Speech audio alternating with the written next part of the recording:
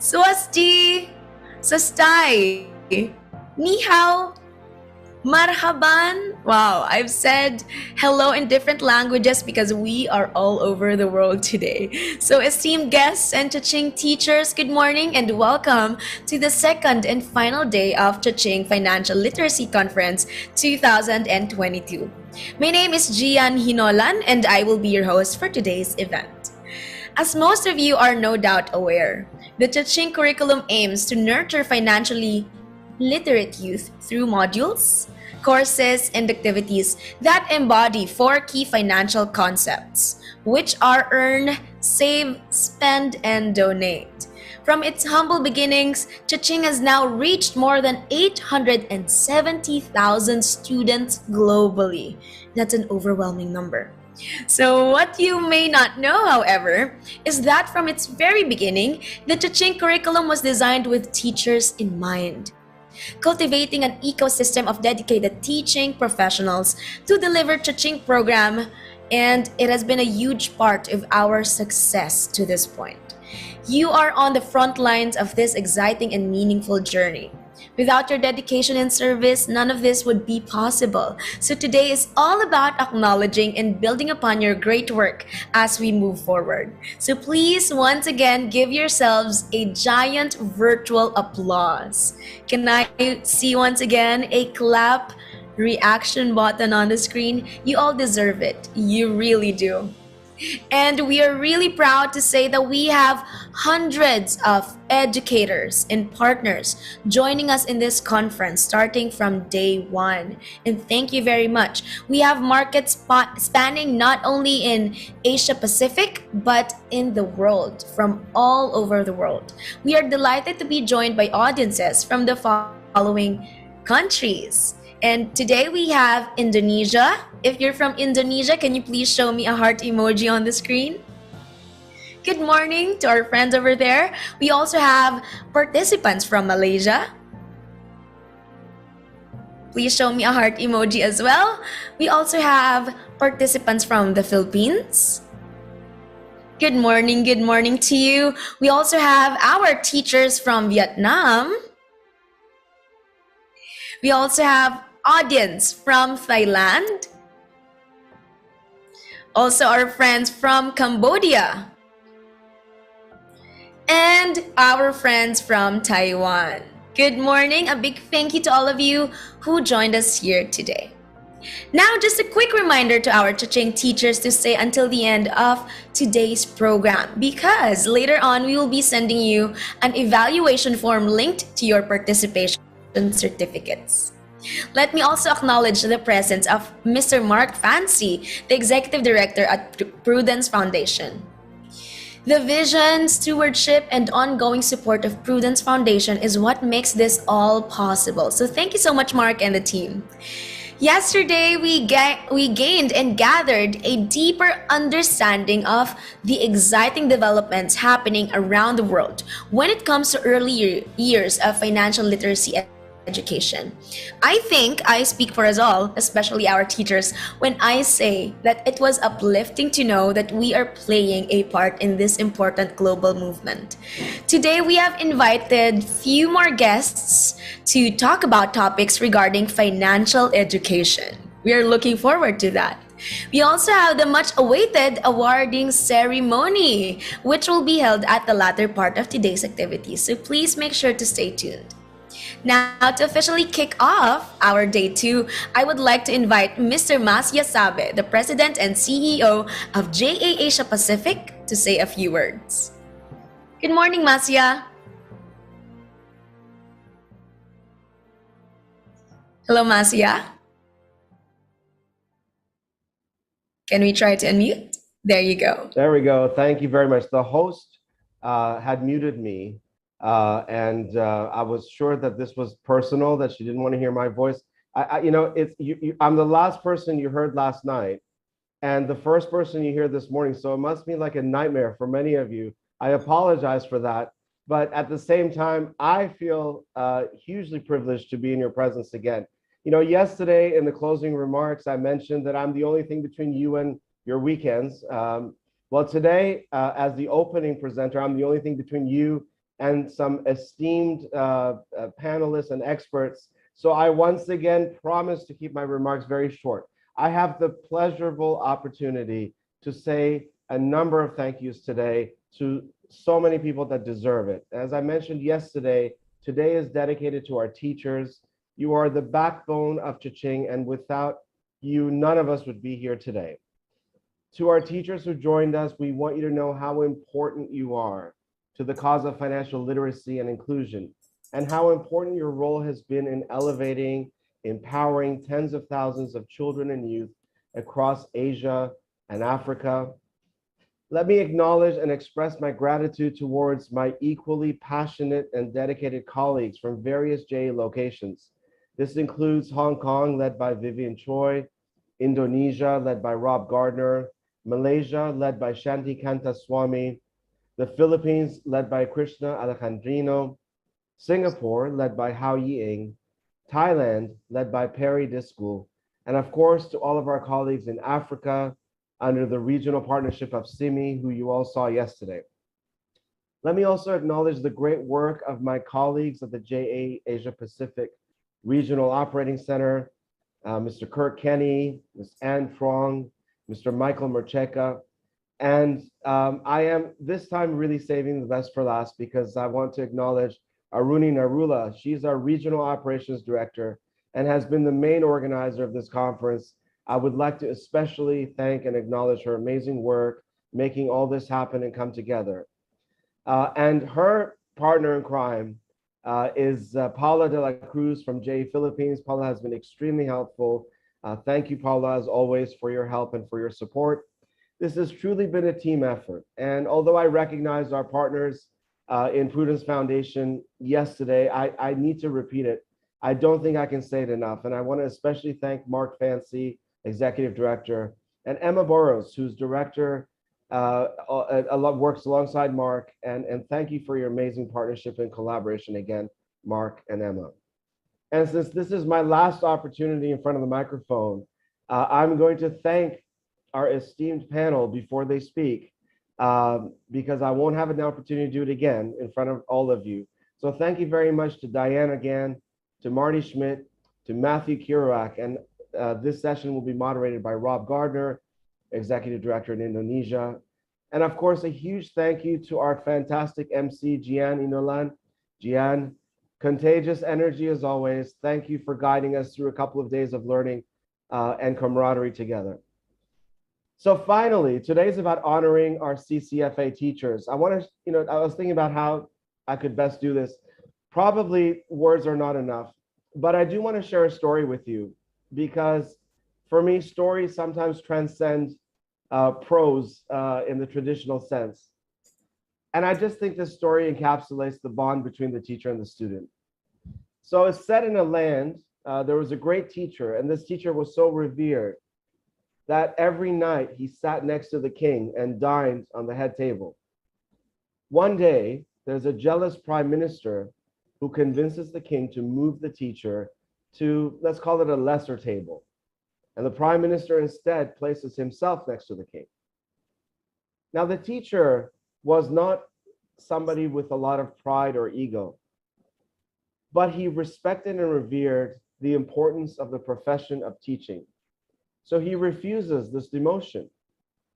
Eventually, he goes on a hunger strike. And this hunger strike stirs up a great deal of turmoil across the land. The king has no choice but to imprison the beloved teacher. And this ends up backfiring. The turmoil gets worse, and a revolution is about to begin. Desperate to bring an end to the situation, the king orders his prime minister to go to the prison, apologize to the teacher, ask him to return. The teacher refuses. The king goes to the prison himself, apologizes, and asks the teacher to return. The teacher once again refuses. The king then sends his daughter, with whom the teacher was in love and they were about to get married, to convince him to end his hunger strike, leave the prison, and return to the castle. The teacher refuses. So the king can only think of one other option. And so he gathers a number of the teacher's students and he sends them to bring him back from prison. They wait a whole day.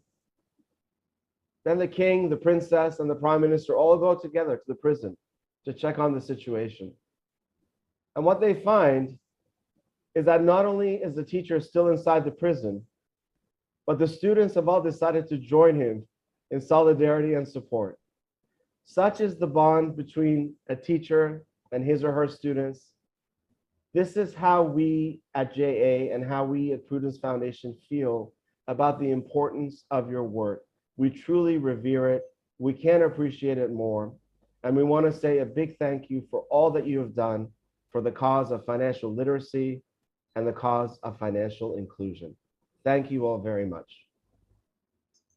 Wow, that's awesome. Once again, thank you so much, Masia Sabe, the CEO of JA Asia Pacific.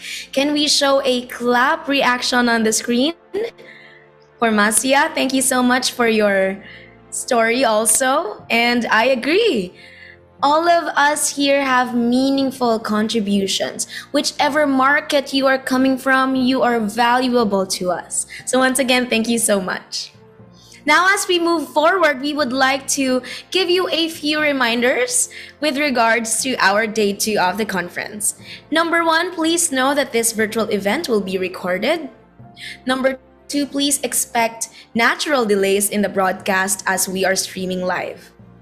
Next is that in case you are experiencing connectivity issues, please try to refresh your internet and rejoin the event. For those who are watching the event via Facebook Live, we encourage you to use the Facebook Live comment section. And for those who are attending the event via Zoom, please share your comments and questions in the chat box. For those attending the event via Zoom, please ensure that your audio and video are turned off during the program. However, you will be requested to turn them on at the end of the event for a quick photo op, and you will be requested to turn them on during the breakout sessions, which is something I'll announce in a while. We also encourage everyone to engage in proper online etiquette, to be respectful in the comments section, and to avoid objectionable language. Last note is we encourage you to please click the view button at the upper right part of the Zoom screen and please choose the speaker view. Now, for those requiring access to subtitles for this event, please stay tuned for a brief explainer video that we will be playing in just a little while to guide you on how to access those subtitles. Please watch this.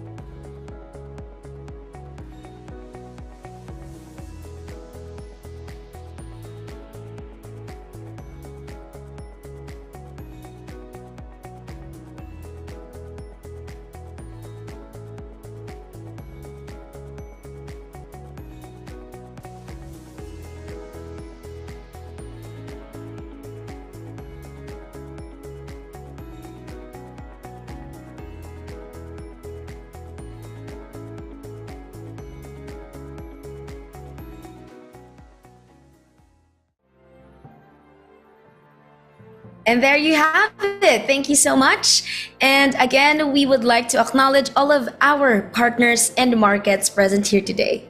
Cha-Ching has truly made huge strides, and I know that the best is yet to come. None of this would be possible without the Cha-Ching teachers that we have. And of course, without JA Network, all of these things will not be possible.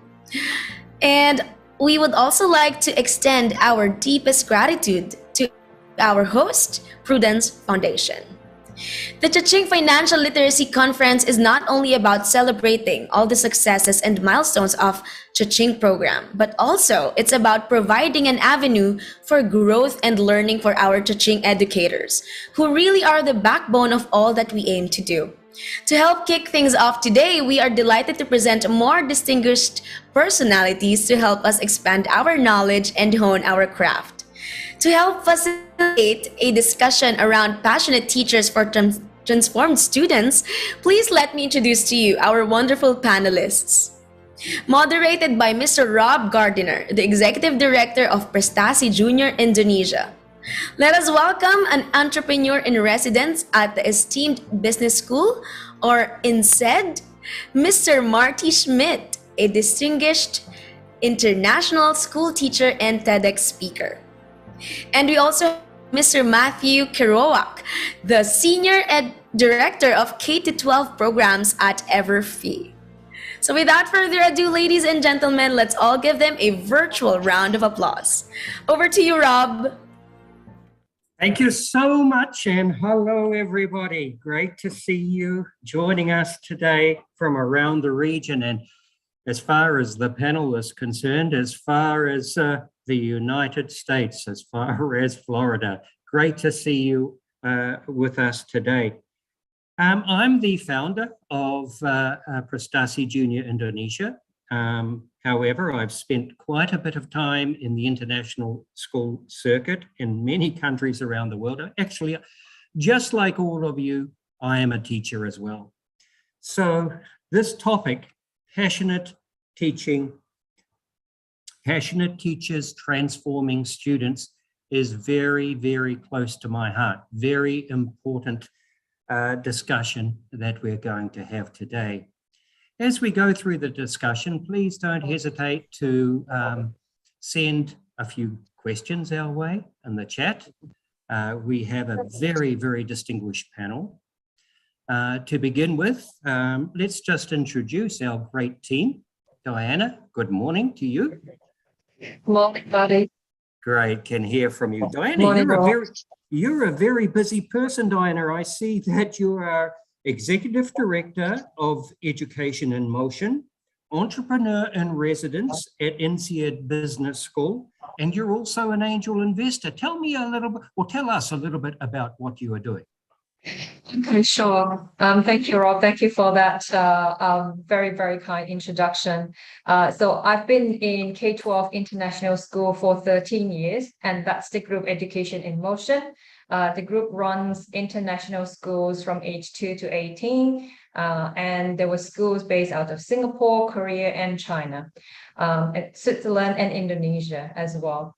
And more recently, I have moved on to higher ed. So in addition to my entrepreneur in residence role, I'm also going to be a lecturer at INSEAD teaching executive education. So to your point, Rob, education is very close to my heart. I'm a mother of two. So I think about my two children's education all the time. There are other things that I like to embark on, but also it's a testing ground to see how far I can stretch myself, how much I can learn as a learner. So I do believe in lifelong learning. Fantastic, Diana.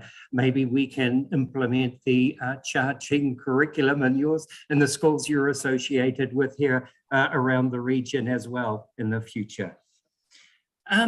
Matthew, my gosh, Matthew, you've got quite a serious workload I see here. You are involved with financial education and other curriculum concerns in the state of Florida in the US. Just tell us a little bit about your responsibilities. Yeah, thanks, Rob, and thanks again for the invitation. So in my role at Everfee, we work to provide cost-free financial literacy program for students throughout the United States and Canada. And specifically, I work in the southeastern United States with some of our largest school districts and our state education agencies, supporting that throughout the region, ensuring students have access, and then ensuring that teachers have the support they need. Fantastic. Just tell us a little bit about how many teachers, how many students are you involved with within this initiative? So nationally, as of earlier, at the end of last month, we have about 3.5 million students in the US and Canada that have used our various programs, primarily through financial education. So many. Here in Florida, we have just over about 650,000 students. Well, okay, fantastic. Thank you so much, Matthew. You're also an extremely busy individual, so thank you for finding the time to visit us at 9 p.m. Florida time. Marty, Hong Kong International School, a place I have been to several times. Fantastic campus. What a great school. Tell us a little bit about what you're doing there. Yeah, so I've been teaching at HKIS for 30 years, over 30 years. I really like teaching, so I'm happy to stay here. I teach in our humanities department, so I teach the course I'm going to actually talk about in the presentation called Humanities 1 in Action. I've also taught many other classes and across all levels of the high school curriculum. So including, we have a lot of also religion and spirituality courses.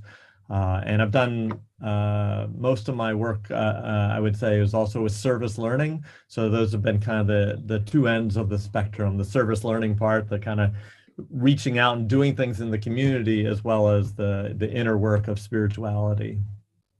Great. Thank you so much, Marty. Let's get back to the foundation of this question. And I'm going to start of this session. I'm going to start with a question for you, Diana. What is a passionate teacher?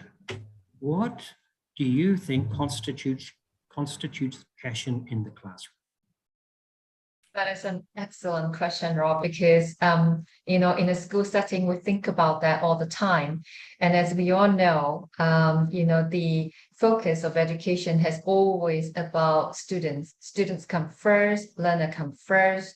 And a passionate teacher is someone who would be able to find that intrinsic motivation within the students and then apply the necessary techniques and skill sets, mentorship to students who would then bring out the best talent in them. And as these teachers do that, the emotion and the energy would flow through them. And that's how you know you find and you can identify a passionate teacher. Great, thanks, Diana. I want to keep this as a little informal, as a discussion. So Matthew and Marty, come in at any time as we go through this. I believe that a passionate teacher will transform students within the classroom. Matthew, what form does that transformation take? What do you see as being a positive transformation? Now, I noticed, Matthew, in your bio, you also focus on financial education as well. So in the context of financial education, how does a passionate teacher transform students? Yeah, and if I could, I'd like to add one thing that Diana said earlier about kind of being a lifelong learner. I think that's something that students really appreciate and that comes across in the passion a teacher has, is the willingness and the excitement of learning. Students pick up on that, and I think that really helps to underscore both the credibility, the understanding, and that excitement, that exuberation that the teachers have, and students pick up on that, and they help carry that forward as well. In regards to how it relates to financial education, I think really it's students having an understanding and teachers relaying the fact that these are skill sets that are going to lead to their future success going forward. And in order to instill that in a student at various ages, they can really see that this is something that is going to help them throughout their life, and really support their learning and their future endeavors, regardless of what may be and what trajectories that they have.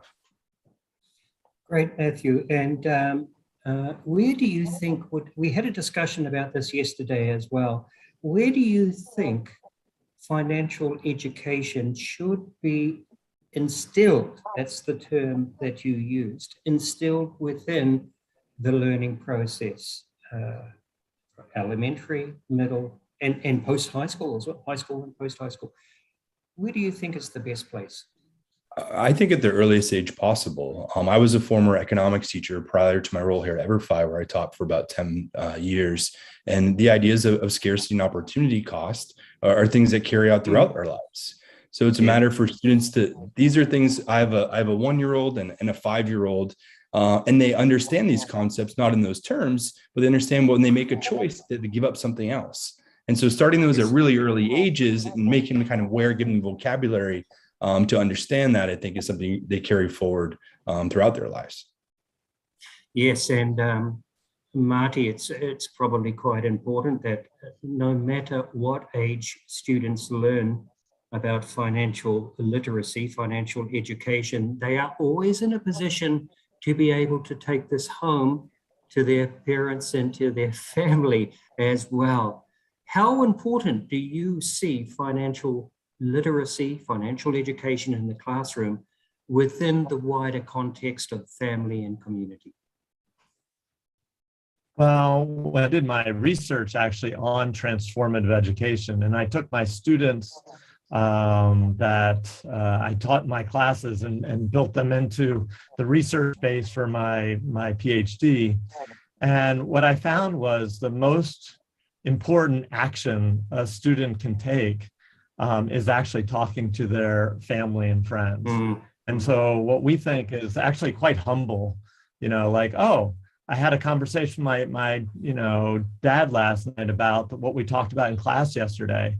And that seems, like I said, quite humble, but actually what I found out in my research is, that's the seed upon which everything else has emerges. And so it's really, for students to kind of make that bridge from school as something I have to do to school as life, school as like, I need to talk to the people I care about the most, my family and friends. If you've crossed that bridge because something in the classroom has stoked their interest, then that's the beginning step. And so I think, money is ever present in the classrooms that I teach in because it impacts every level of society. And so kids, and they're also trying to figure out their futures based on their calibration of how much money they need and what they want to do with their lives. And so all these questions are ever present in the classroom. Yes, yes. Hey, Marty, you mentioned that you had a slide, several slides. Would you like to share the screen? Is that a possibility, Arini and team? Yeah. I mean, my understanding is I was supposed to give the 12 presentation, so that is what I prepared. Okay. I don't know if that's what let's be flexible. Let's see how we go. And I'm sure that there's some relevant information on that as well. But moving forward, Diana. Yes.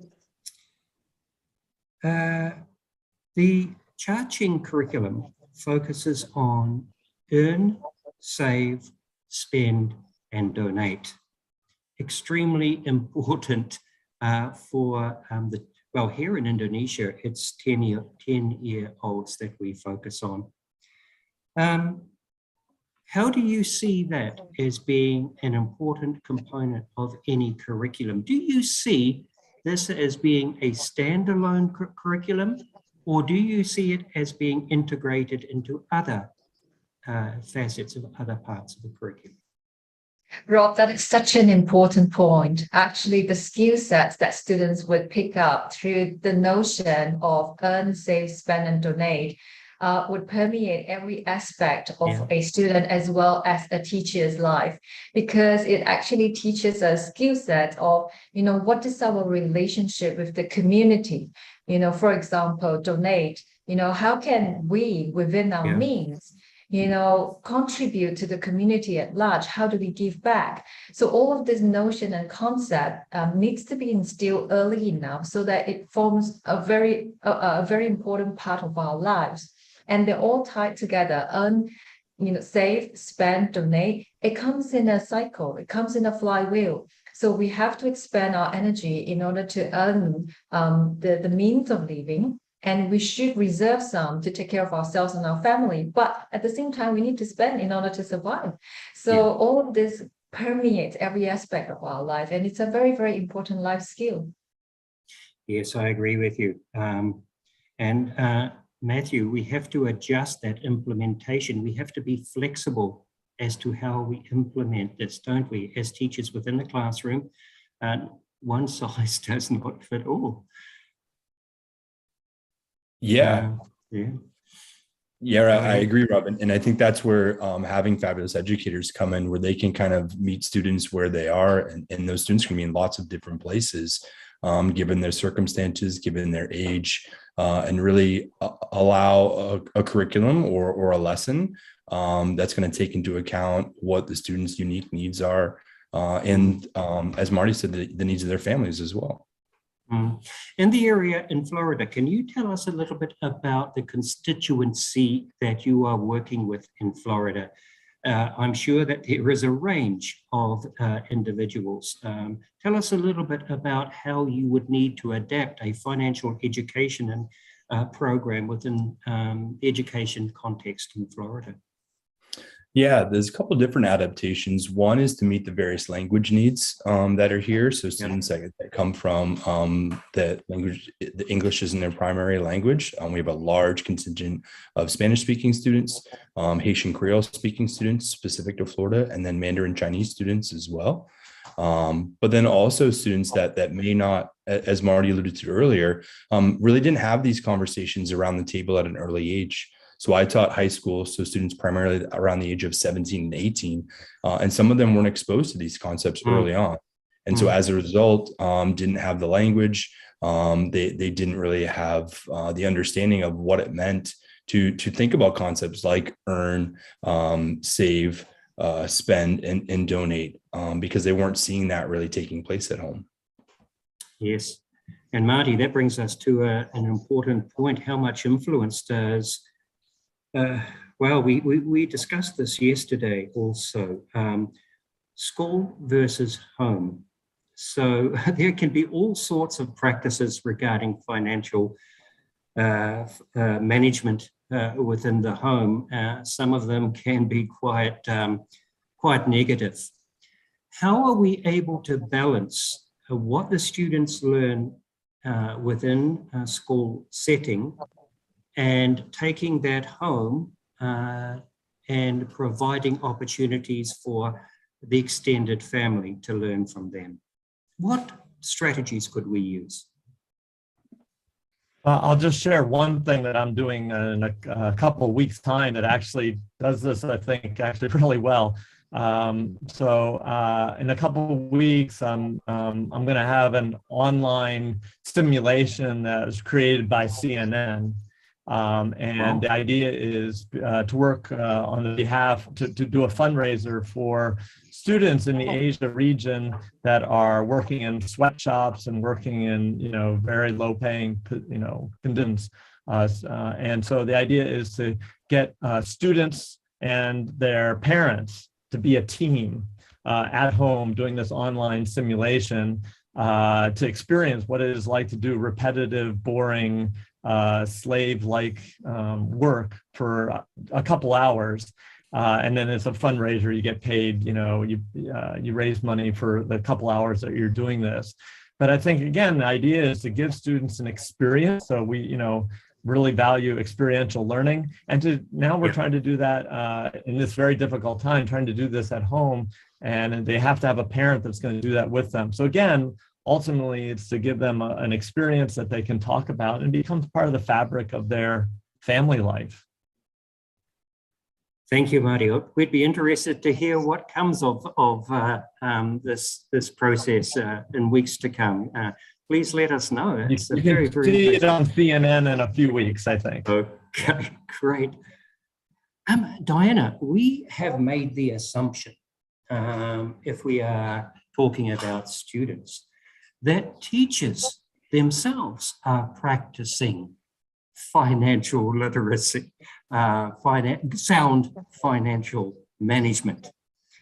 Some of them may not be doing it. And, there are times when I have to admit I've made mistakes in my financial management. How do we ensure that the teachers practice what they preach?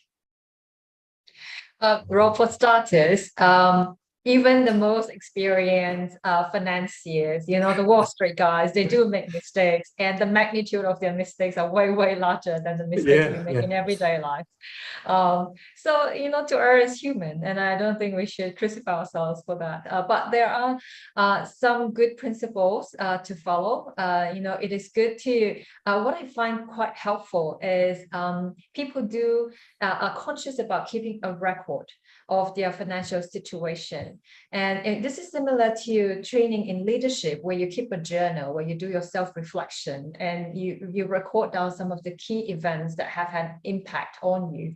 So, the tools and the frameworks have been given to the teachers. And so if the teachers could also, keep a notebook, a journal, or you can type it on your phone, any tool that you would like, which sort of acts like a journal, a reflection tool, that would actually be helpful, not only for the day-to-day reminder of what is good and sound financial practice, but it is very much a part of leadership training as well. And the same tools can be passed on to the students. I totally agree, Diana. And if the teachers feel that they are sound managers of finance, that provides them with confidence to be able to relay or transfer that information within the classroom as well.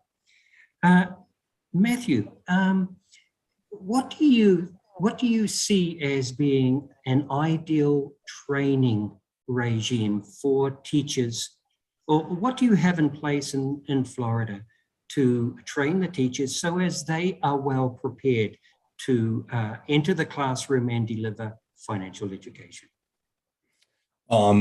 So I wish I had the panacea for that, but I don't, and I don't know if we do it so well here in Florida. We do have legislation actually that's pending in this current session within our state, that's going to require financial literacy and financial education as a high school graduation requirement. So before students can leave their school and get their diploma, what's being proposed is they have to take at least one semester requiring financial education.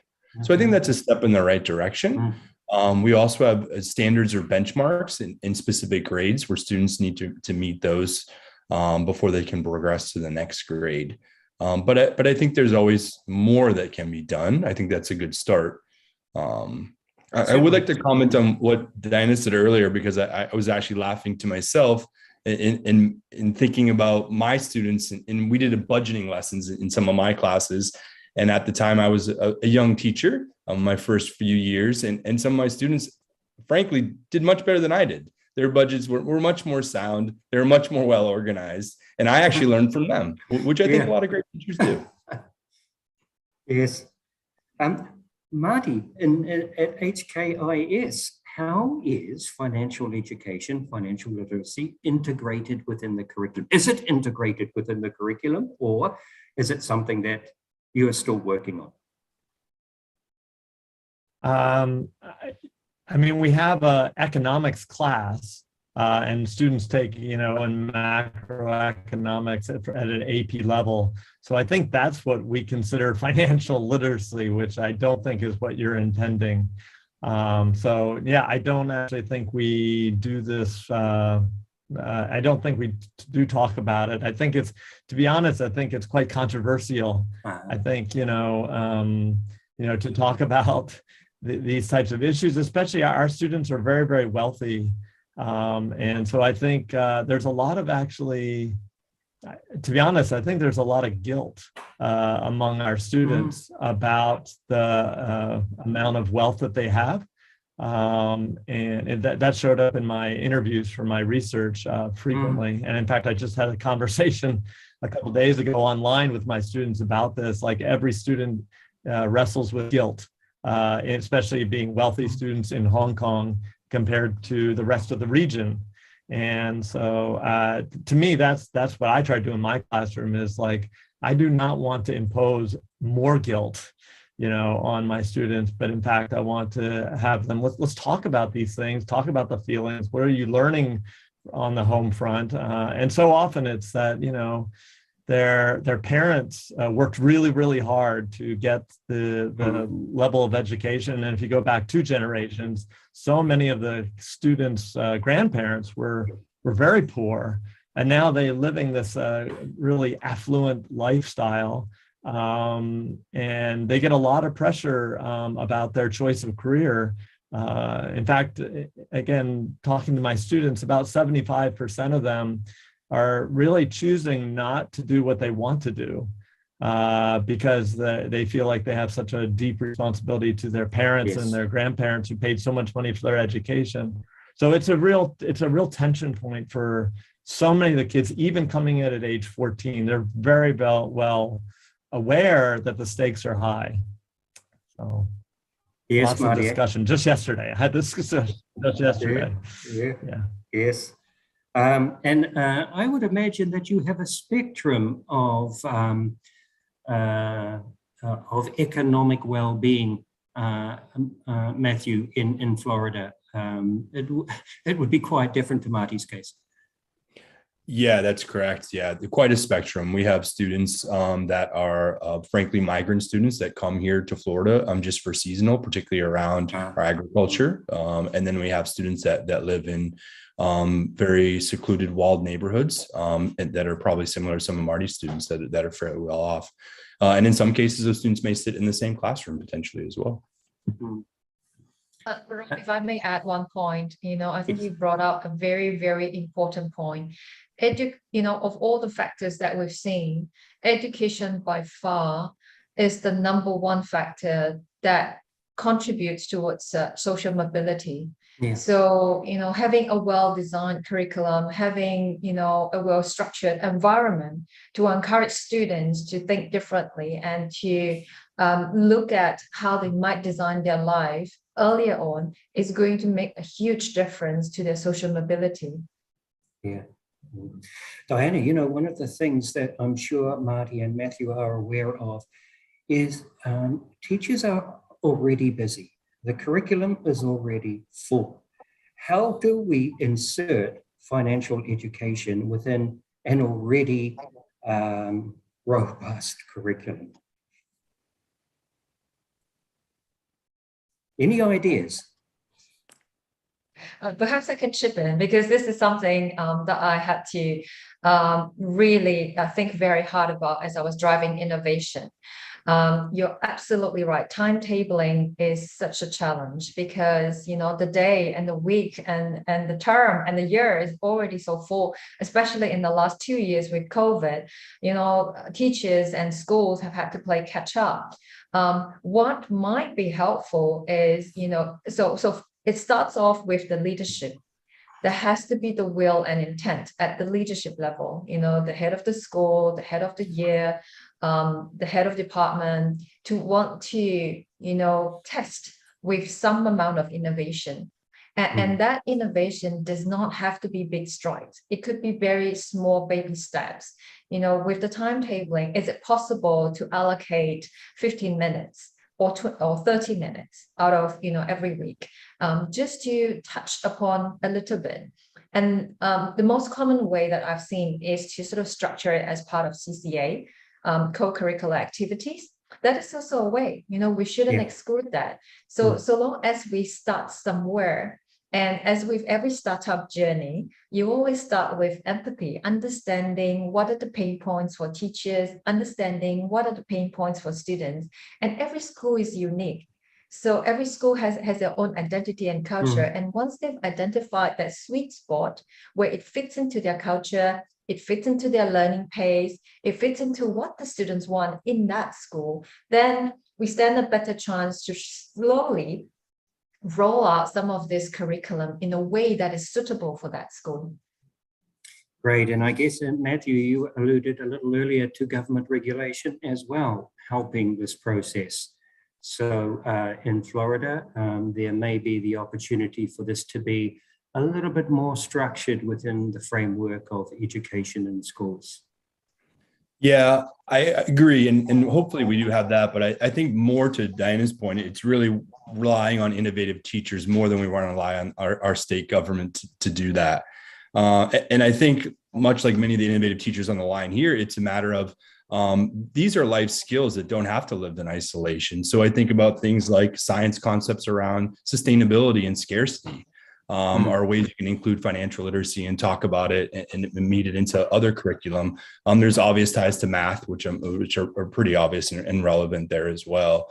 And then just basic life skills, culinary skills. There's all kinds of things where this is a life pursuit and endeavor and skill set that's going to benefit students on and on and on. And they don't live in just isolation, but really these are real world skills that are transferable. Great, Matthew. I remind our teachers watching us today, please don't hesitate to send a few questions our way. We've got a great team here and well prepared to answer anything that you send our way. Marty, we can have the very best teachers, fantastic, passionate teachers, but these teachers are compromised sometimes by a curriculum that is not up to date, is not relevant. How can we overcome that issue? Great teachers, but a weak curriculum. Yeah, that's a great question. I mean, I've just been very, very fortunate to be at a place at HCAS that has allowed me to implement courses that I really value, allowed me to experiment. I've been experimenting for 30 years, and no one has ever told me in 30 years that I can't teach something. You know, what Diana said earlier about lifelong learning. I mean, you know, teachers need to keep alive. And what I do see is there are a lot of teachers that really lose the fire.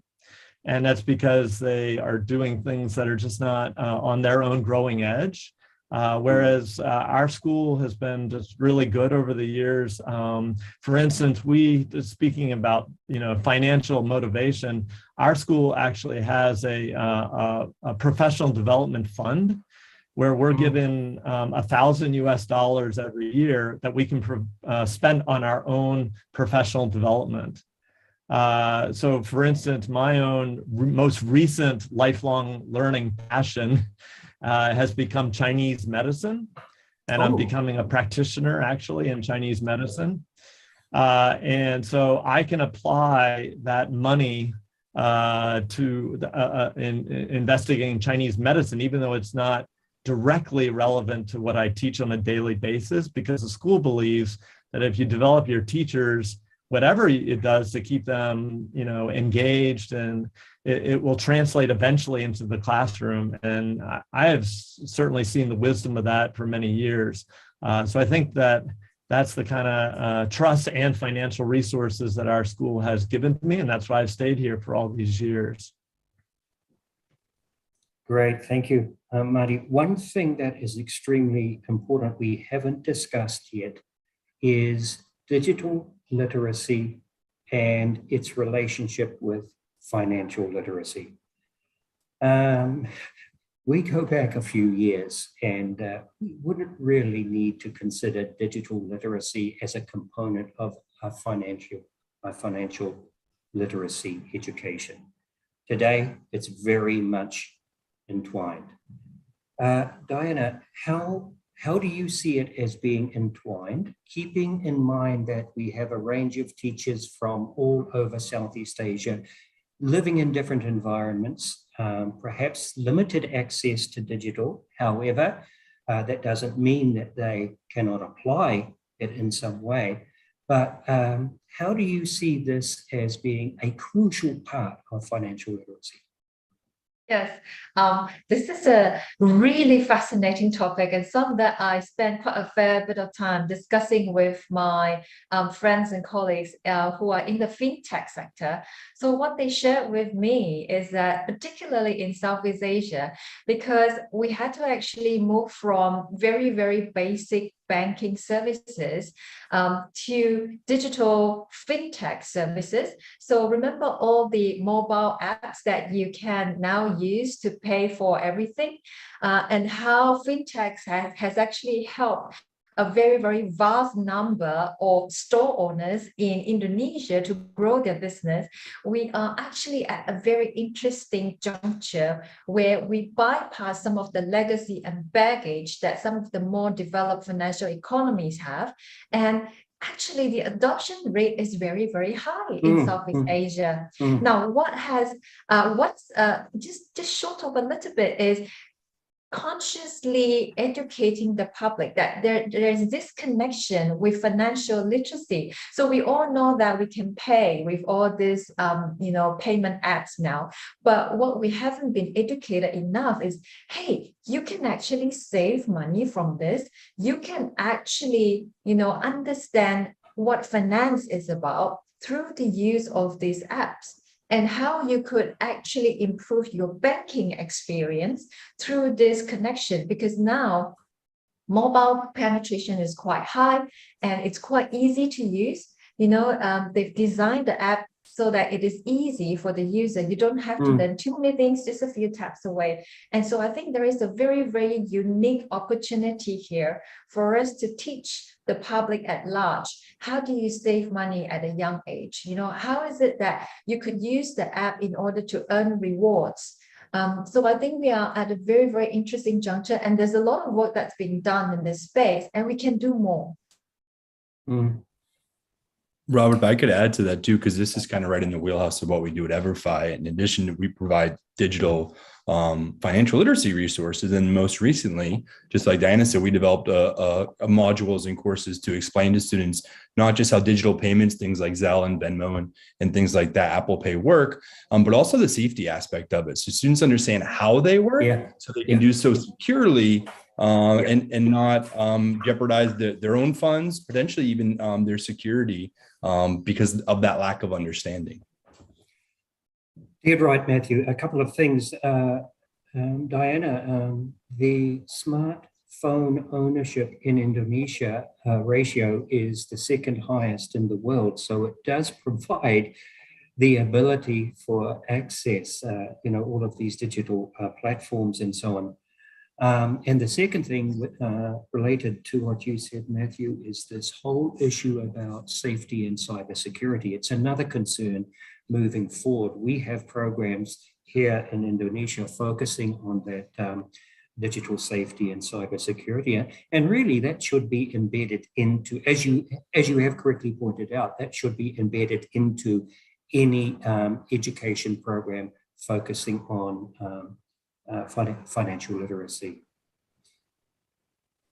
Marty,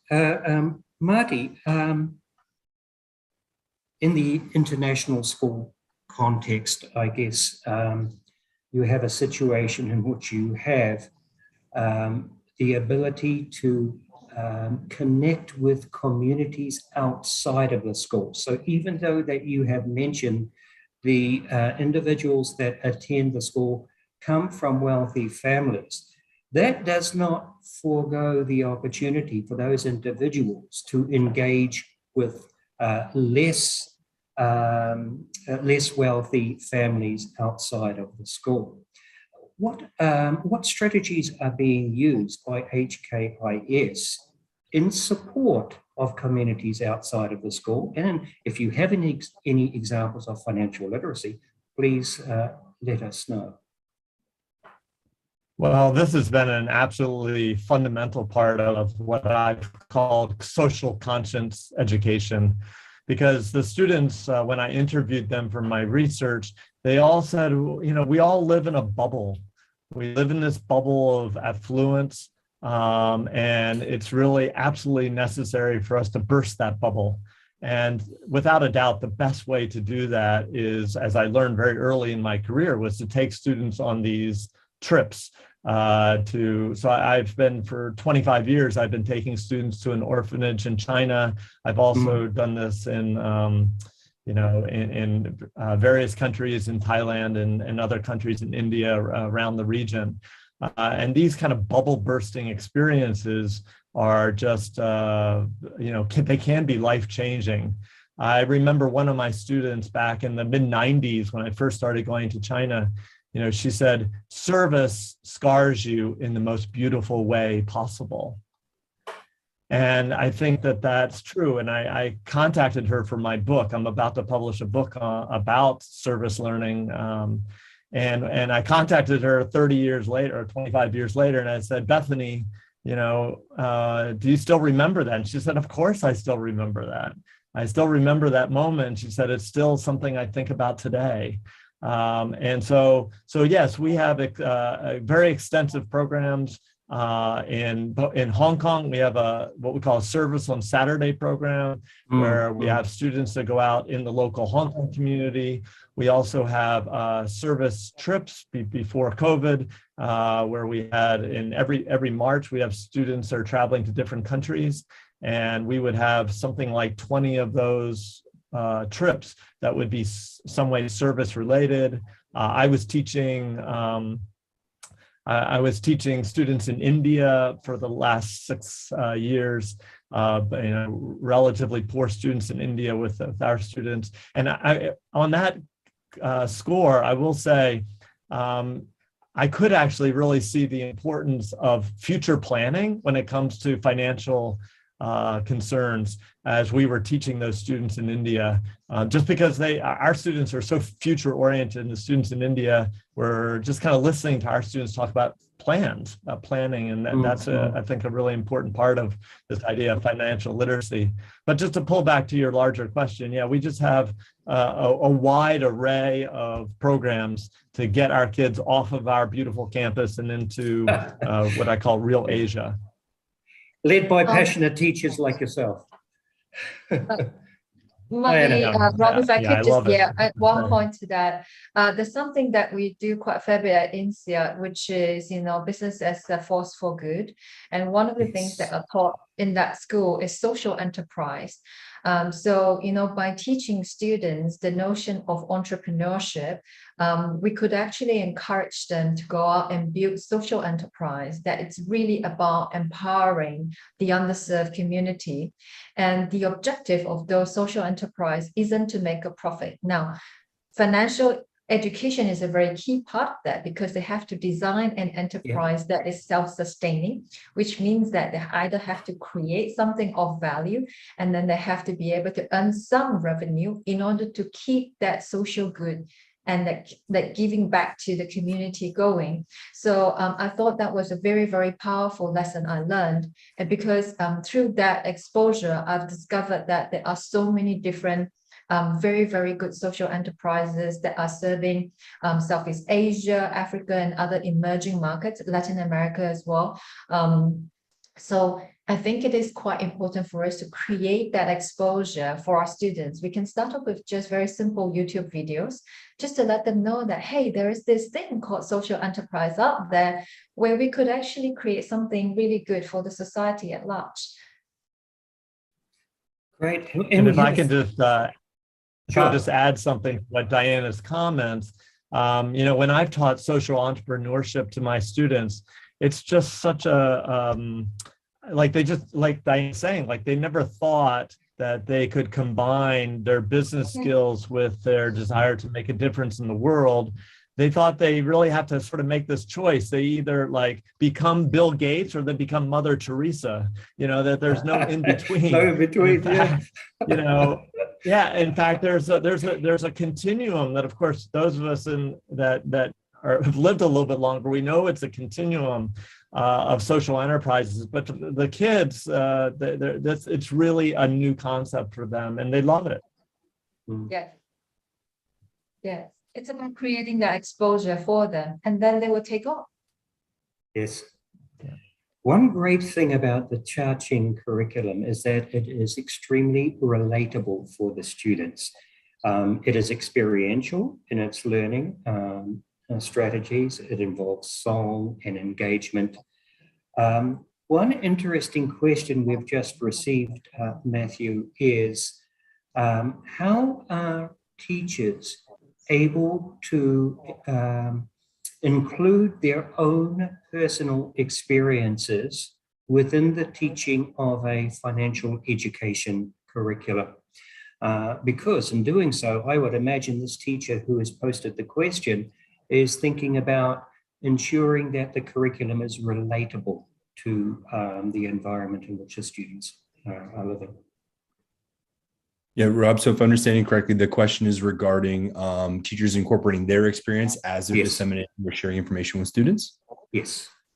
Yeah, I think in doing so, and particularly having done that as a young teacher, it requires a little bit of bravery in putting yourself out there and a little bit of vulnerability in sharing both the positive aspects, but also sharing some of those times, I think you mentioned before, Rob, where maybe you didn't have the best financial steps forward, and providing that students to let them know that, to give themselves some grace, but also that those are learning opportunities. And by sharing those out, hopefully, it's for students to not make those same missteps.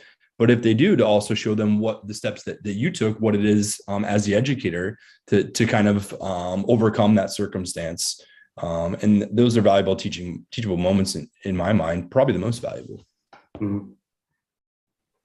Diana, if we are running here in Indonesia, let me give you an example. We are running the programs in schools, the Charging Curriculum Financial Literacy Program. It's extremely well received by many, many different levels of stakeholders. What do you see as being the optimum strategy to replicate and expand to other areas, not only in Indonesia, but elsewhere in Southeast Asia and perhaps even across to Florida? Yes. There are some common traits in all of that. I think, the love of learning and, being able to impart some life skills to the students. Some of these are really key components to distill what is the essence of the program. And that's universal around the globe. But what is important as we look at what sort of education would work for a particular location. And let's not even talk about country. Within the same country, different parts of the country, they're quite different. So I think it is important, once we've distilled the essence of the program and the goal and the learning outcome that we want to achieve, and it has to be in stages, stage 1, what is it about financial literacy that we want to impart, and in stage 2, and we scaffold it, along the way. But it has to be tailored to the local circumstances, because it has to be conveyed in the context that they understand, in the context of the spending pattern. For example, in one particular city, maybe families are only willing to spend 30% of their disposable income. They're actually inclined to save 70%, whereas in another city, maybe, they have no choice. They have to spend 70% of their disposable income. So the context in which we teach all this concept and the examples that we share must be relatable. And as it is relatable, then it is much, much easier to convey the concept and for people to receive the concept.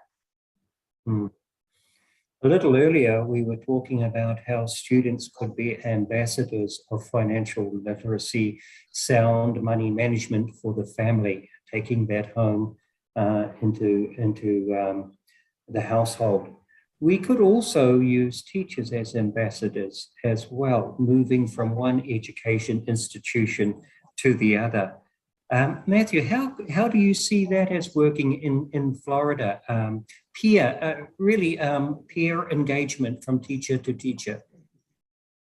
Yeah. So from the first, I'm thinking about from the student to student, and I think that may be even more impactful to have the students kind of look to theirs. And here in Florida and in other places in the United States, we have various clubs. I think someone else alluded to these finance academies and clubs where students are really teaching each other a lot of these concepts and learning with each other along the way. I think for educators, sometimes that's a little harder simply because people don't always want to admit, particularly in this kind of area of learning, that they want to miss some of the mistakes they made or some of their lack of knowledge. And so there's an unwillingness or less of a willingness potentially to share that for embarrassment or whatever reason that may have more challenges for adults and for educators than students potentially. Thanks, Matthew. Marty, we have just got the 5 minutes left, but I have a question from parents when teaching charging in Vietnam. I would like to ask the panel of experts, should parents give students money for chores? If not, what can kids make money from?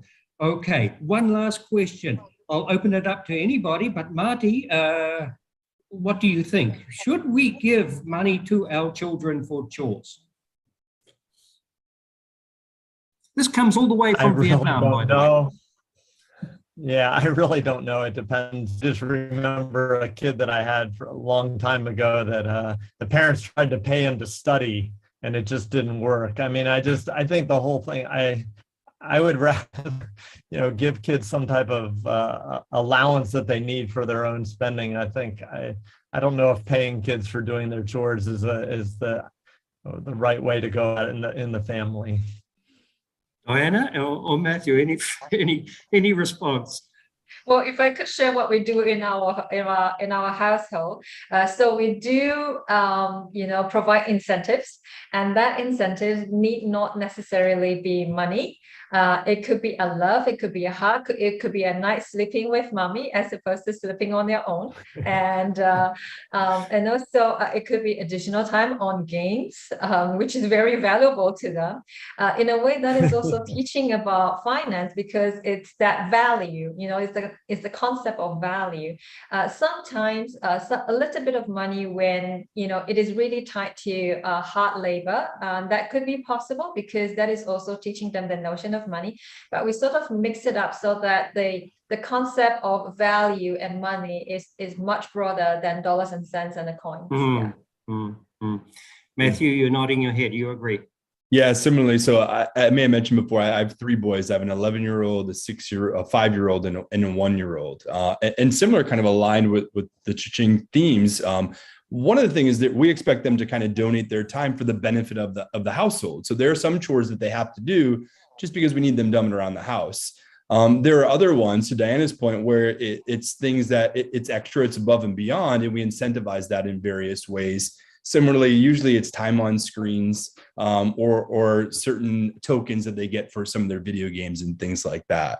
So I think it's not necessarily the money, but providing incentives and then students allocating those incentives in a way that's appropriate for whatever it is that they're looking to do.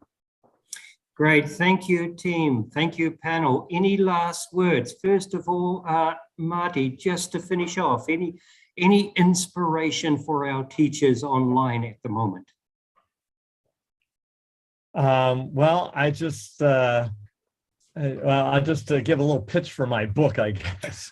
So I'm just my 30 years of teaching experiences being brought together in a book, which I'm going to be publishing. I'm finishing up the cover right now, and the last edits here. It's going to be called "The Wisdom Way of Teaching: Educating for Social Conscience and Inner Awakening in the High School Classroom." Hopefully it'll be out in a few months. All right, great. Thank you, Marty. Just to finish up, Diana, any inspirational words from you? Yes, teachers are the heart and soul to every student's learning journey. And, teachers understanding what is required for the students to survive and thrive in the world that they will grow up into. Finance is going to be at the heart of it. So everyone should learn a little bit about it at your own pace. Great, thank you. And lastly, Matthew, all the way from the US. I just want to say thank you. I taught for about 10 years and been out of the classroom for nearly as long now. But particularly teaching in the past 2 years, I know with teachers I work with has been a unique challenge that most of us never anticipated if we went into this profession, and all the adaptability, all the innovation that was kind of thrust upon most of us.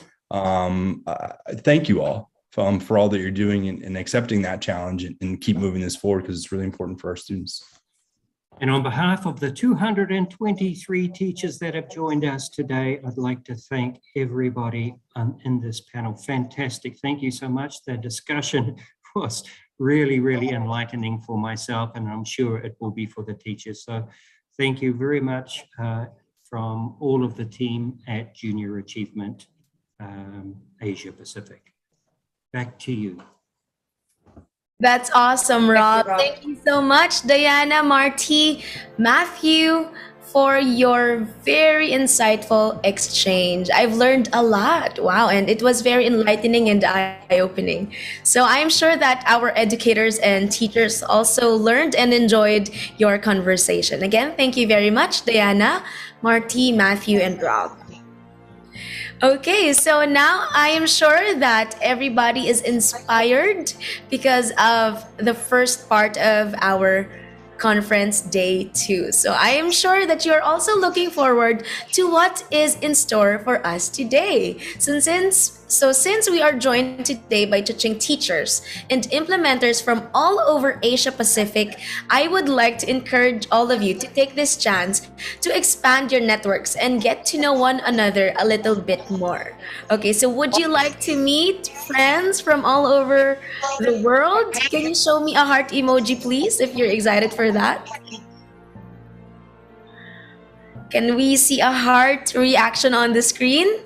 There you go. I'm happy to know that you are looking forward to this because in the next session, we will all be divided into a few breakout groups where we will get a chance to mingle, introduce ourselves, and ask each other questions about anything that we can think of. So you can have fun and you can also learn from each other in our breakout sessions. So ladies and gentlemen, if you see a window on your screen, just please click join. Okay, so we hope that you'll have fun and we will see you again here in the main room in a little while. Enjoy!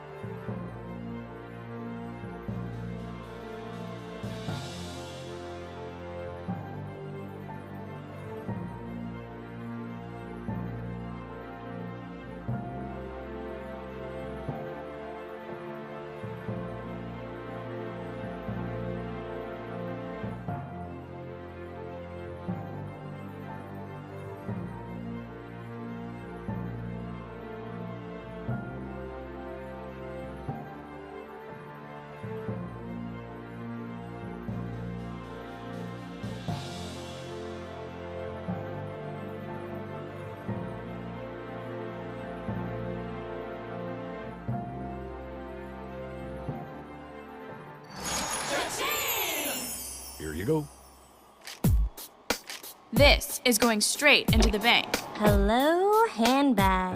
I'm going to save this and donate the rest.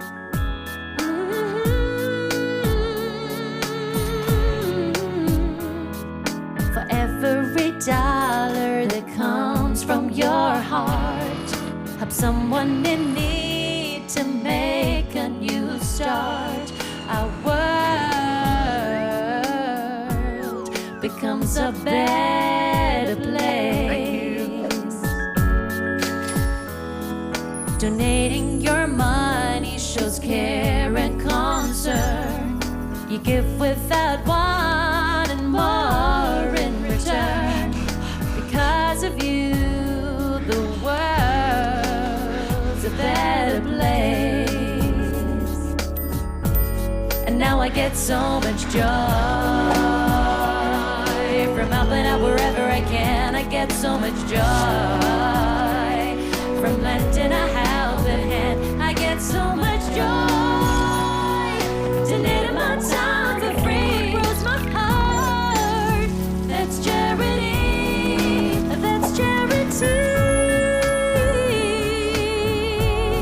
That's charity.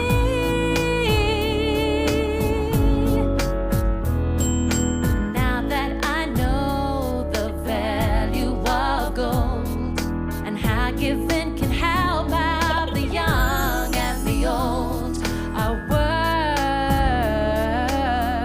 world is a better place. But don't you get me wrong, not raising these funds all by myself. There's a whole team to help spread the wealth. You too can make the world a better place. And now we get so much joy giving to those who go without. We get so much joy. Generosity's what it's about. We get so much joy giving time, books, and clothes for free. Your donation could feed a family. That's charity. I get so much joy. That's charity. I'm charity.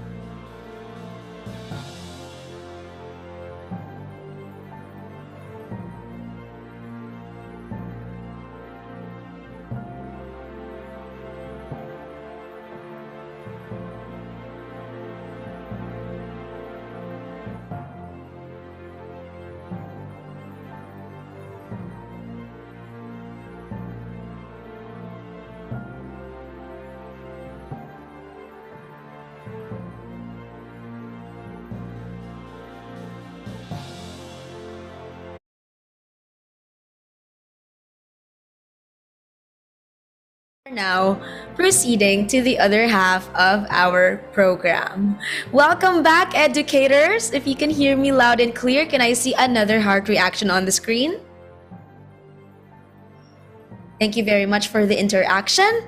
I hope that you were able to have fun and make new friends during the breakout sessions that we had in just a while ago, rather. So it's been said that wealth is the company you keep. So hopefully everyone is feeling enriched. Okay, so I am so happy to see and to personally hear from some of our friends from Prudence Foundation and also from JAAP and from educators of different markets who are represented here today. So now, everybody, I'm so excited for this, really. Coming up, we have the awards ceremony. But before that, we have prepared a few more activities for you. To grow Chaching to where it is today really has been a team effort, and we all know that. With regional coordination and guidance from Prudence Foundation and JA Asia Pacific, along with all the implementation work on the ground from local teams from both organizations across multiple markets, we hope that this next session can help shine a spotlight on some of the best practices and learnings along the way. To talk about Chaching implementation journeys in some of these key markets, both successes and the challenges, we have invited representatives from the Philippines and Indonesia. And to kickstart this segment, let us call on the representatives from JA Philippines. Let us all give a warm welcome to Mr. Krishna C. Alejandrino, the Executive Director of JA Philippines, and Ms. Paula Patrice de la Cruz, the Project Manager for Chaching Program of JA Philippines. Let's show them a virtual applause. Hi, Paula and Krishna. Hi, Gian. Good afternoon here in the Philippines. And hi to all of our participants all over the world.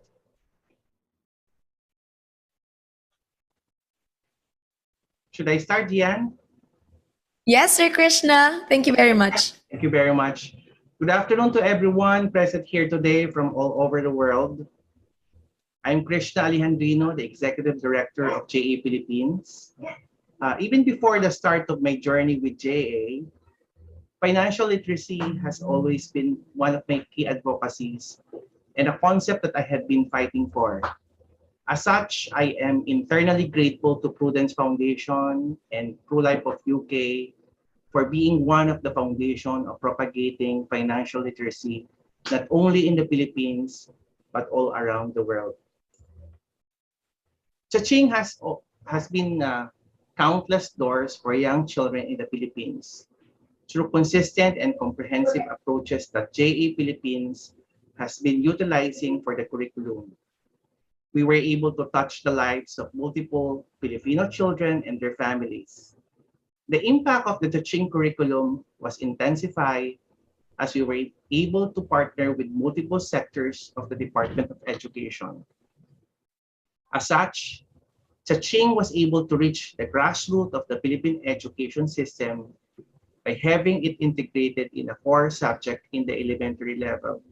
Not only this, the program was able to touch the schools in a rural area and is one of the rise popularity as more and more people, even those not involved with the curriculum, become familiar with the name Chaching.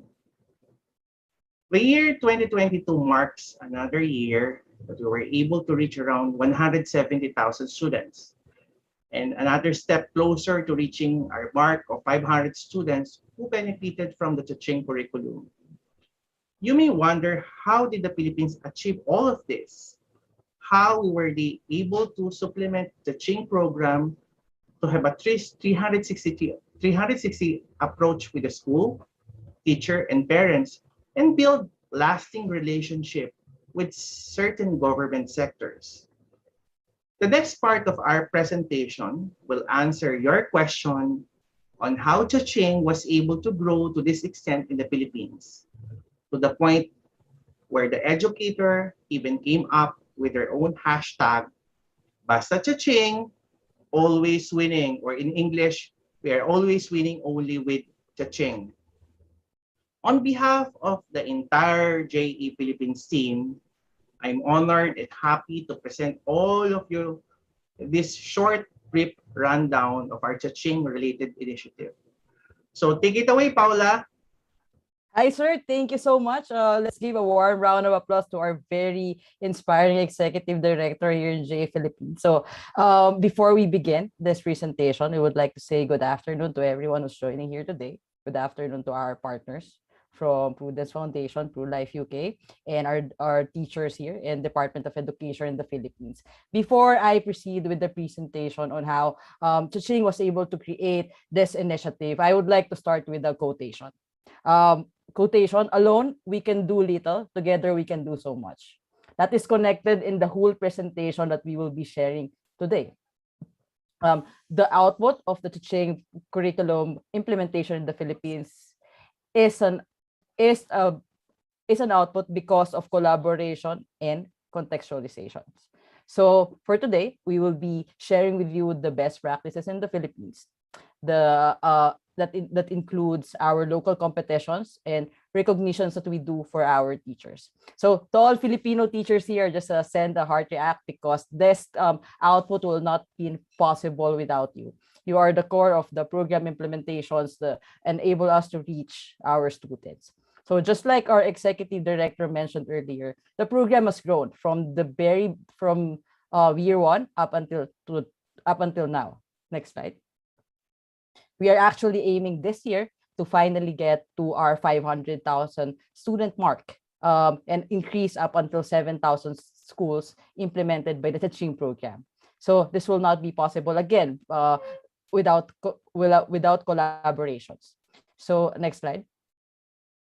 So we just wanted to share with you the growth of the program implementations from 2016 to 2022 with the number of schools that we have. Next is the number of teachers that we have from 2016 up until now, and of course the number of students. We are reaching a lot and producing a lot of financially literate students. And again, just you might be wondering why. How are we able to do this? So before we proceed to the actual practices that we do here in the Philippines, we just want to get you acquainted on the different the background of educational system in the Philippines.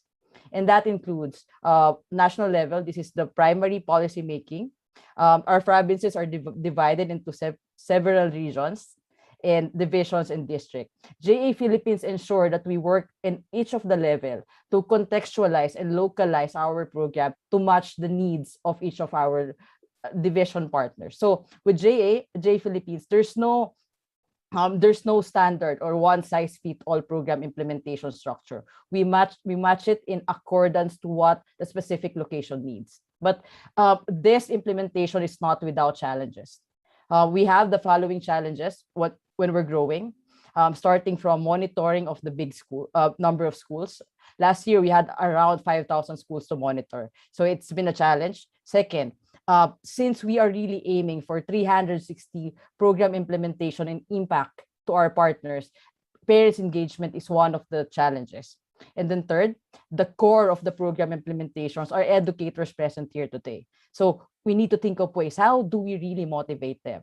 How do we make them not just the teachers who implement our program, but our learning partners? And of course, a more technical challenges is the completion of the requirements, such as the pre and post test. I know everyone's very familiar with that.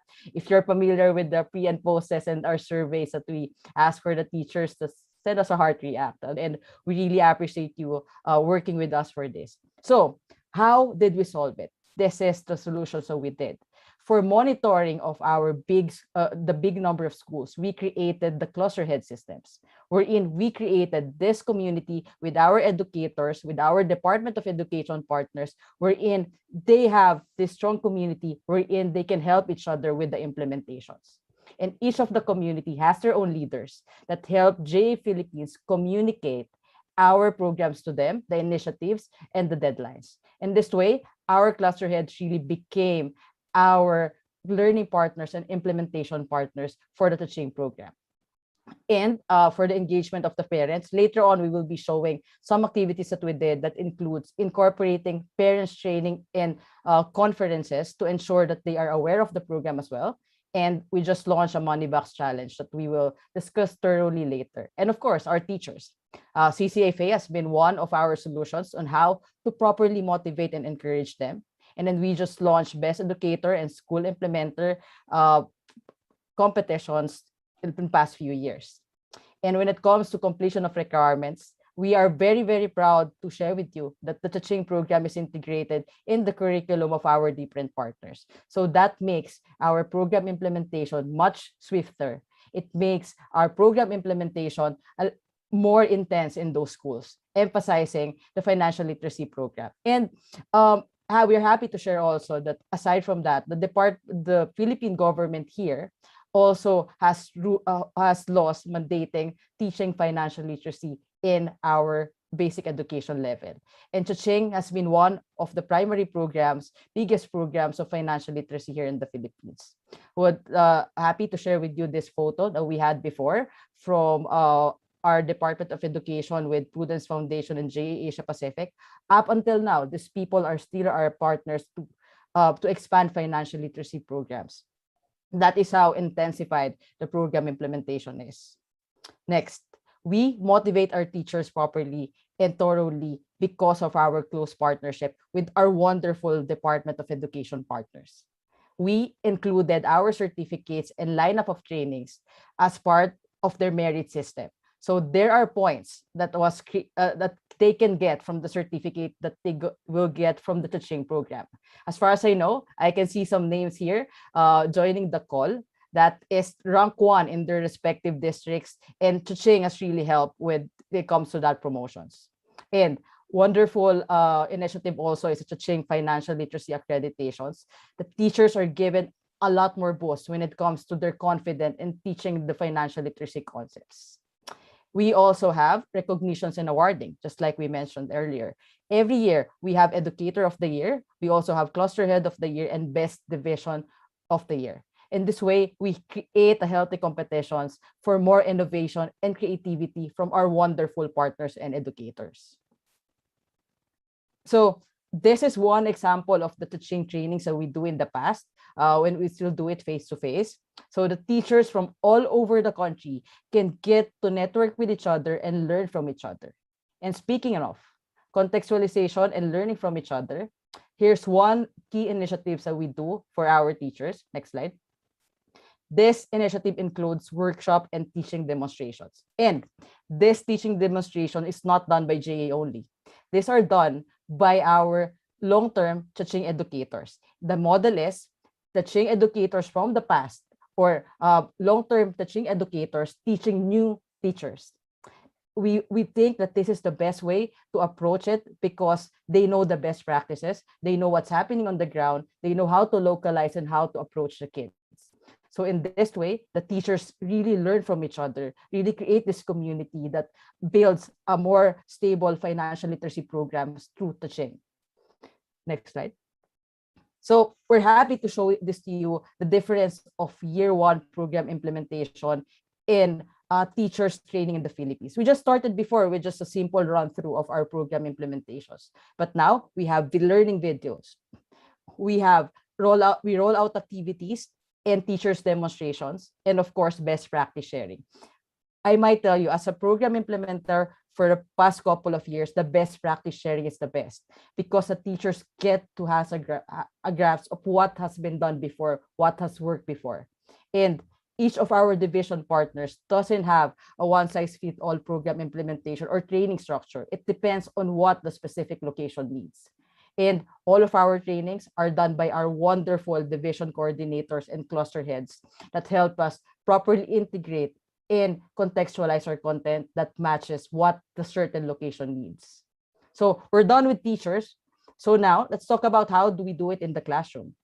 Just like we mentioned, JA Philippines together with PruLife UK successfully integrate the program in the curriculum under the values formation of the Department of Education. So the kids are really immersed to it. But the 360 program, the 360 implementation and 360 collaboration is what we really look after. So we created this ecosystem between the parents, the teachers, and the students. So how did we enrich the parents to be more in line or more engaged with the program implementations? We created this: parents trainings and parents conferences. We've done it in the past, pre-pandemic, but now we usually do this online. We orient the parents with regards to what teaching is and how important it is. Because just like what is mentioned in the conference yesterday, if you listen, the financial literacy concept should be integrated in all of the aspect of the students' lives to make it a 360 degree and to make it embedded. So they learn concepts from schools, from their teachers, but at home, the parents are also equipped and they know that, okay, my kid is learning the teaching concept at school, so they are prepared to enrich the learnings and help the students apply what they learned from school. So we heard a lot of feedback on how the parents also learn from the program. Okay, this one, another best practice is done by one of our partner divisions in Bicol region. They created the Money Smart Camp. This includes creating a contextualized activities focused on earn, save, spend, and donating. Includes, for example, for earning, they created an entrepreneurship program for the kids, wherein the kids can sell small products that they can use and save. And we have a lot of good stories that the kids were able to, because of this entrepreneurial ventures, they are able to buy a couple items for the school. They also created a money box challenge. And we are proud to share that Donate is very much present in this collaborative work. Aside from tree planting, we have a lot of partners who created the Ching Fund for donation in case there's a calamity that will happen, especially that some areas in the Philippines are really typhoon prone. So next slide. So those are all items that happened pre-pandemic. So how did J Philippines with ProLife UK able to adjust in the pandemic? So the answer again is contextualization and localization. With the Department of Education's mandate not to have face-to-face, we cannot make it as a stopping barrier for us to reach more kids. We made it as an inspiration to have more modalities to teach the program. Because of that, we were able to create modular approach for the students that able to reach each student at home with their parents. We were able to create a radio-based and television-based instructions in partnership with local networks and stations to broadcast the Ching program. Because we don't want the kids not having internet connection to be a challenge to be able to create this. These are sample modules that we created for Earn, Save, Spend, and Donate to help the students. This is a big thanks to all of our educators in Bicol region. If you're here, we are very thankful for everyone. So aside from these modules, online sessions, radio-based instruction, and television instructions are integrated, depending on what specific item that does a certain location needs. So this is the sample of the front page of our contextualized modules. We also integrated local activities that the students can relate and engage with their parents so that they can have a better understanding of the concept, still keeping intact all of the content about Ching. The comics are also integrated in the last portions of each of the modules, so that just in case the kids doesn't have internet and connection or no access to radio-based instructions, they can still know the flow of the program, the flow of the stories of Ching. Next slide. So just like we mentioned, we partnered with different local partners for radio and televisions to ensure that the program will reach more and the pandemic will not be a barrier to reach more kids. Next slide. So we just want to run through to you. Happy to announce this. We have new initiatives that we just launched. These are the initiatives. Number one, Alcansya Challenge or Money Box Challenge, which is a collaboration with the parent and their kids to create a savings plan and a unique money boxes. So you can see here in our photos that there's a lot of innovative ideas with the kids. So we are hearing a lot of stories on how the parents even teach the students about entrepreneurship so that they have something to be saved. So there's a lot more to it. You can check it in our website also. Next slide. And we just launched this. We don't want assessment to be something a little bit serious for our kids. So in partnership with our Department of Education colleagues and divisions, we created the Taching Quiz Day. Every Friday, the students will log in the Facebook page that we created, and there's concepts about Taching that is discussed, and the students will be assessed in a very fun manner. So this is our way of checking that our kids are actually engaged with the programs. Next slide. And this one, we also created our local Taching clubs, wherein there's an organization with some divisions, wherein there's an officer from the cluster heads, and they help us create a lot more of initiatives for the Taching program, including any outreach program for some partners that might be affected by the pandemic or any natural calamities. And through this Taching clubs, we were able to create this very new program and this very new initiatives that we will be launching this May, called the Taching clubs. The Taching Cup, sorry.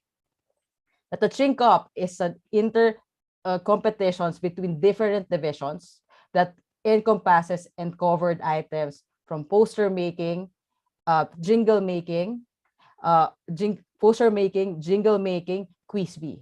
And every year, there will be a division or a location of the Taching program that is considered as the Taching Cup champion. The goal of this item is to ensure that our Department of Education partners will have a networking with different Department of Education partners. In this way, we will create a much bigger picture when it comes to thinking of more innovative ways to implement Taching, not just in the classroom, but also outside the classroom, and how to have this healthy dynamic of competitions between different divisions in creating a good plan when it comes to spreading financial literacy programs. So we're done with our students. We're done with our parents.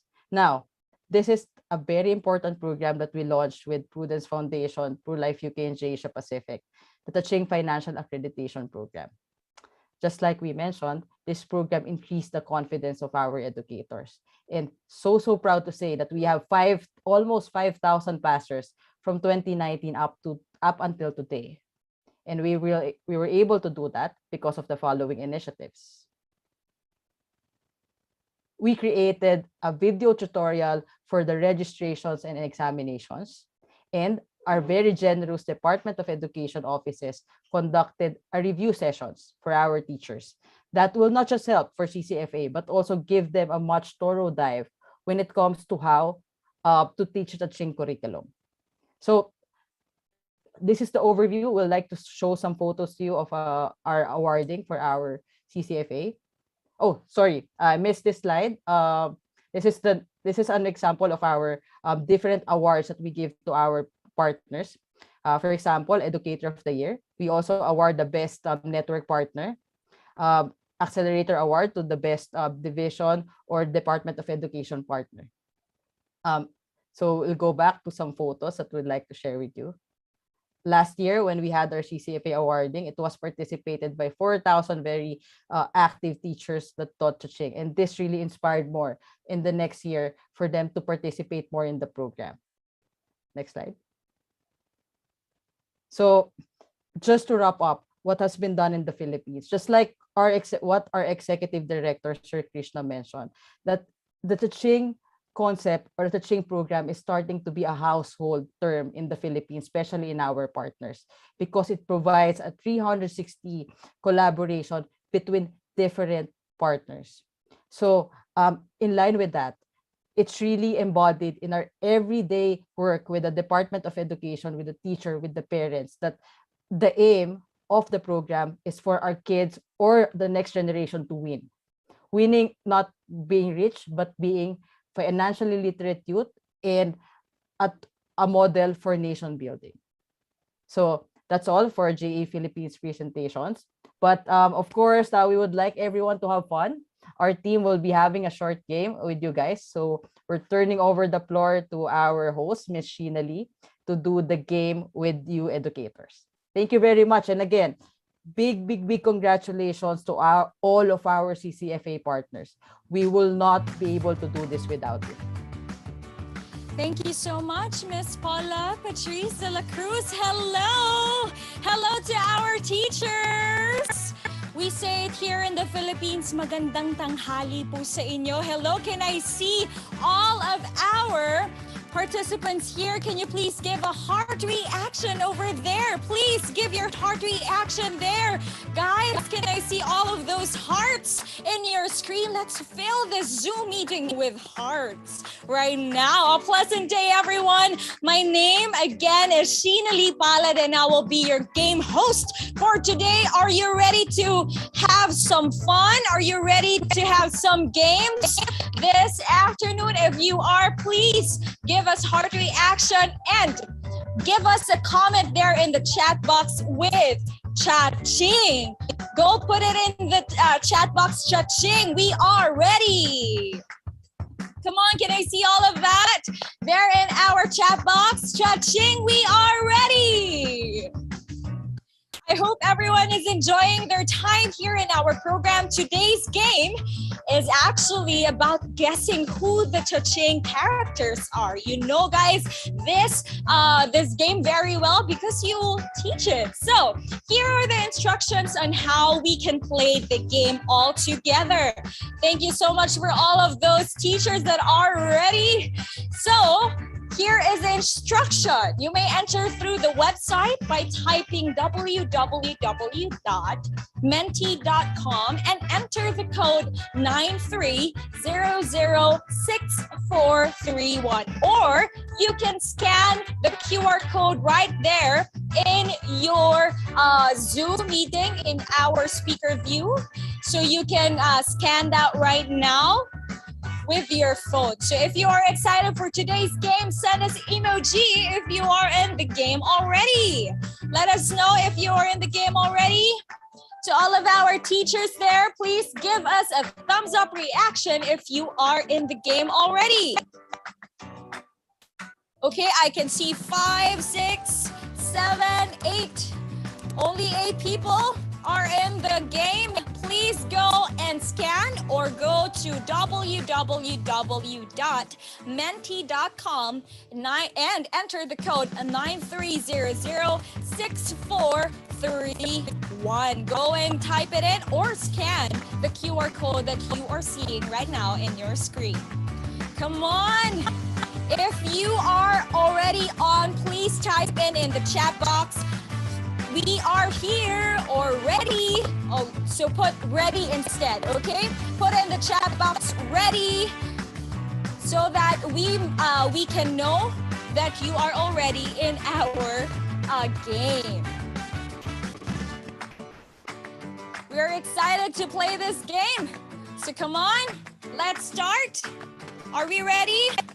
Yes, yes, yes, we are ready.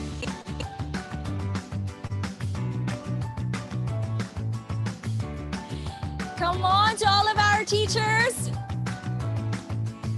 Wow, there are a lot of teachers are joining out right now. Again, go to www.menti.com and enter the code 93006431, or you can scan the QR code that you're seeing in your screen right now.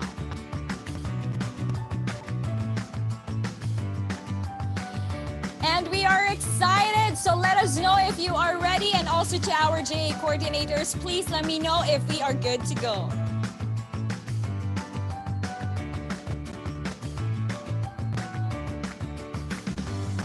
Everyone is here already. If you are here, please give us a heart reaction.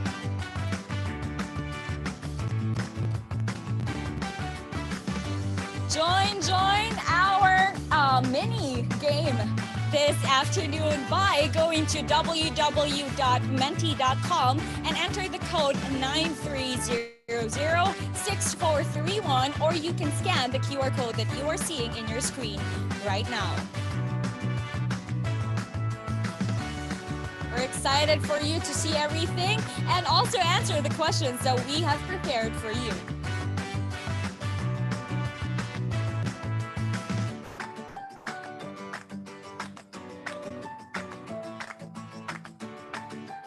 Thank you so much to all of our teachers that are in here. I can see some from Philippines, from Indonesia. Cha-ching, we are ready, they said, from Indonesia. Yes, we are ready from Vietnam. I'm ready. Good job. Again, to all of our teachers, go to www.menti.com and enter the code 9300-6431. Or you can scan the QR code that you are seeing right now. And I think we are ready. Let's start the game. Let the game begin in 3.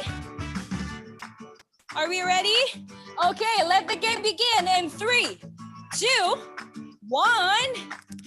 Let's go.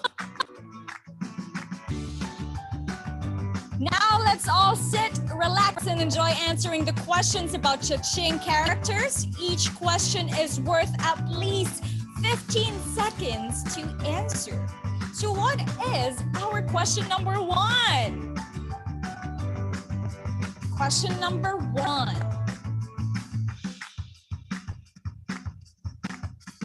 Who is the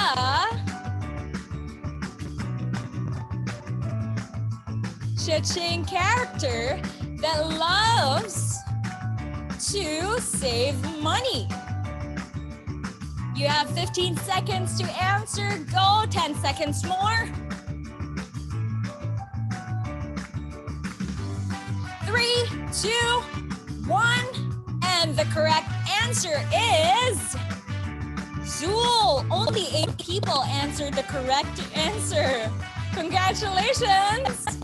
Let's proceed with the next question.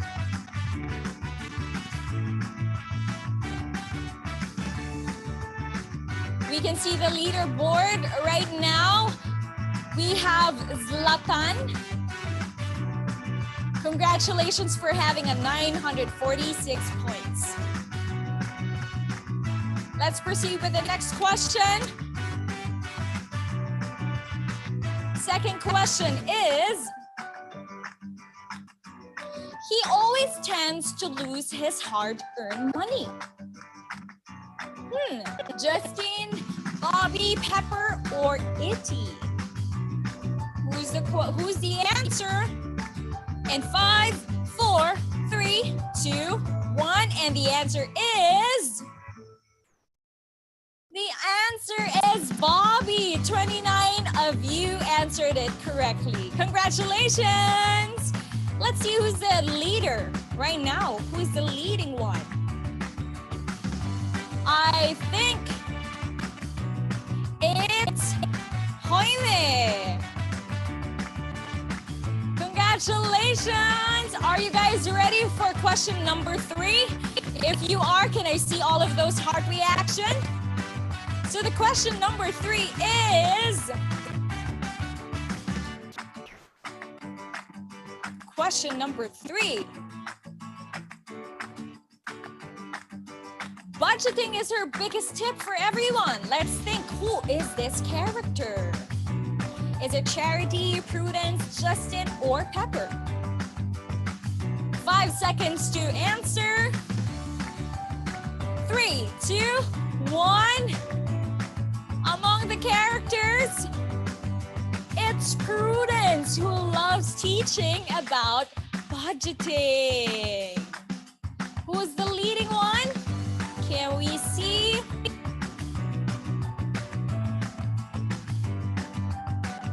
Wow, it's changing. It's Yanni right now. So let's begin with the next question. Are you guys ready to guess who is it? Next question is, this Cha-ching character is called the Busy Bee. Is it Pepper, Bobby, Zool, or Justin? You have 10 seconds to answer.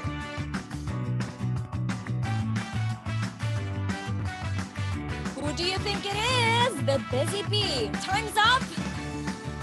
It's no other than It's Zul. Congratulations to the 23 people who answered it correctly. Now let's go with the last question. But before that, let's see who is the leading. We have... It's still Yanni, the fastest one. So now, let's go to our last question.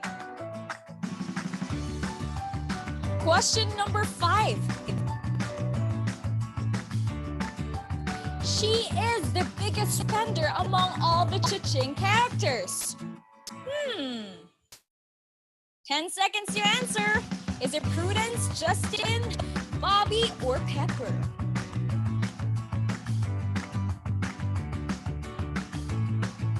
Who is it?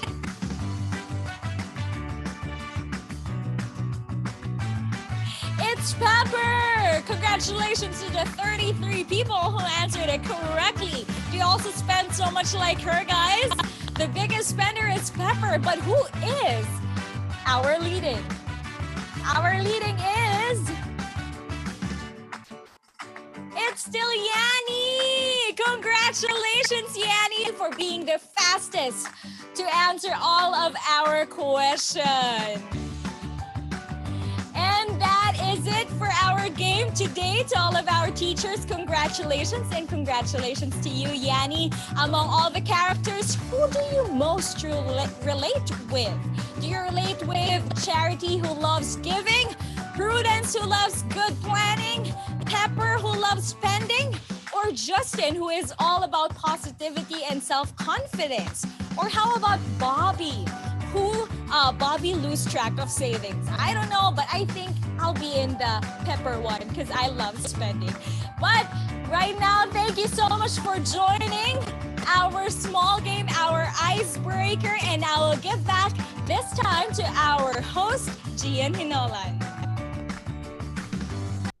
Thank you so much, Sheena, for joining us and for that little icebreaker that we had. And once again, let's give a virtual warm applause for Miss Paula and Mr. Krishna from JA Philippines. Can we see a clap emoji, please? Awesome. I am so inspired by how they implemented Cha-Ching in the Philippines. And I cannot pinpoint which one is my favorite because I love each and every single one of them. Do you agree?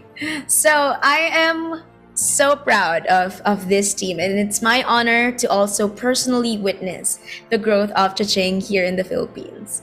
But anyway, we would like to thank everyone for all of your continuous support and dedication for the implementation of Cha-Ching. Everyone's been doing a great job, and everyone is having such a meaningful contribution to this.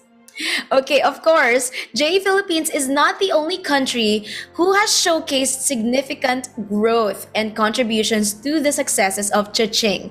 Let us now turn to Prestasi Junior Indonesia, or PJI, to share with us their own Cha-Ching best practices. To represent Prestasi Junior Indonesia, we have here today the Executive Director of PJI, Mr. Rob Gardiner, and the Project Manager, Utami Herawati. Welcome!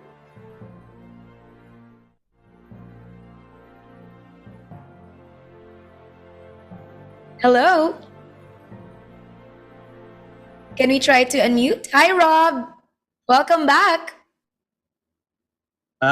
Thank you. Okay. The host muted me. Yes. So, hey, it's me again, and I'm back to talk a little bit about the journey of Prestasi Junior Indonesia, but I'm not doing it by myself. Selamat siang, Utami. How are you? Selamat siang, Pak Rob. Selamat siang, Bapak Ibu Guru. Good afternoon, everybody. Utami, tell us a little bit about yourself. What is your job? Everything that you asked me to do. Yeah, I'm in charge of the programs that happening in West area of Indonesia. So PGI divided into two areas, West and East. So basically all of the programs happening in West area of Indonesia that will be under my supervisions and the teams under me, of course. Thank you. Fantastic, Utami. Now I'm asking you to do something. Can you share the screen? Is that I possible? could do that. We've got- Yeah. Okay. Great. Now, what we're going to give you is a presentation about the journey of our work with the Chaching curriculum here in Indonesia. And it's very important for us to recognize our achievements, but also the challenges that we are facing here in Indonesia as we implement the Chaching curriculum, notwithstanding the issue with COVID-19. But next slide, please, Utami. The journey began way back in 2017. In fact, this is one of the classrooms. Look how happy those kids are. This is one of the classrooms that we began the program with the ROC and one of our staff members. Where did it begin? Next slide, please. In Sidoarjo, the very first place in Indonesia, 2017. We ran the program. As you can see, this is the launching. But why did we choose this regency? Well, for people that are not from Indonesia, Sidoarjo is a satellite town or satellite city outside of the city of Surabaya in East Java. It is quite a heavily populated area with over 2.3 million people living in the area. So lots of schools, lots of elementary schools. And it has, according to government statistics, that regency alone in 2019 generated something like $13 billion to the economy of Indonesia, $13 billion. So obviously, there is some money circulating within the communities of Sidoarjo, and it's really, really important that we are able to help people manage their money, manage a small part of that money as households and as an education also for young people. Now, this was an exceptional program. It went into almost every state school, government school in Sidoarjo. Fantastic response from the teachers, from the Dinas Pendidikan, the education department, the local education department. And if you look at that photo standing beside Mark Fancy, is not only at the education level, it's at the senior administration level of Sidoarjo, the Wakil Bupati providing the opportunity to endorse the program in the schools in Sidoarjo. Next slide, please, Utami. Such was a success in that regency that we just had to expand. The impact was fantastic, and we need to make sure that we were able to go into other areas of Indonesia. So we've got those three titles there, Jakarta, Trenggalek, and Blitar. Trenggalek and Blitar are regencies in East Java. So we operated in those, and we continue to operate in those areas. For those of you familiar with East Java, you can see the youngest Bupati in Indonesia signing the MOU, the youngest regent in Indonesia. Now, over to Jakarta, such a big city. Well, tough ask. How are we going to do it? One of the challenges. How are we going to engage the teachers, the students, and state schools in Jakarta? Well, we divided it up into thirds, 33.3% more or less in the first year of operation. The second year, we scaled that up to 66%, and we're looking at scaling it up to the full 100% as we are moving forward. Fantastic teachers, again, in Jakarta, really, really into presenting the information very passionately to the students, and we are able to use the fantastic tools of the Chaching curriculum to support the students within Jakarta, Trenggalek, and Blitar. Next slide, please, Utami. Now, we are able so far the latest figures, the very hot off the press figures, 163,000 students, a little more, have experienced Cha-Ching curriculum. Now that is even despite the limitations placed on our access to students due to COVID-19. We've developed, and Utami will talk about this a little more later, we've developed a strategy and digital strategy to try and engage as many students as possible whilst they're working from home. I'm sure many other countries in Southeast Asia are aware of the fact that students have to work from home. In Indonesia, it's been something like 18 months that teachers have been working hard from schools to try and deliver impactful materials to students, and Cha-Ching curriculum is one of them. The other photo there, you can see some very happy teachers. They are learning, they have just finished the training of the Cha-Ching curriculum. One of them has a money box there ready to take home and save money for herself as well. I guess she's learning also about money management. 5,348 teachers. And really, we're just beginning. There's more teachers to be trained, and they're doing a great job implementing the program in almost 3,000 schools. What is unique about this program here in Indonesia is that we're able to operate in Jakarta, in a huge metropolitan area, one of the largest in the world.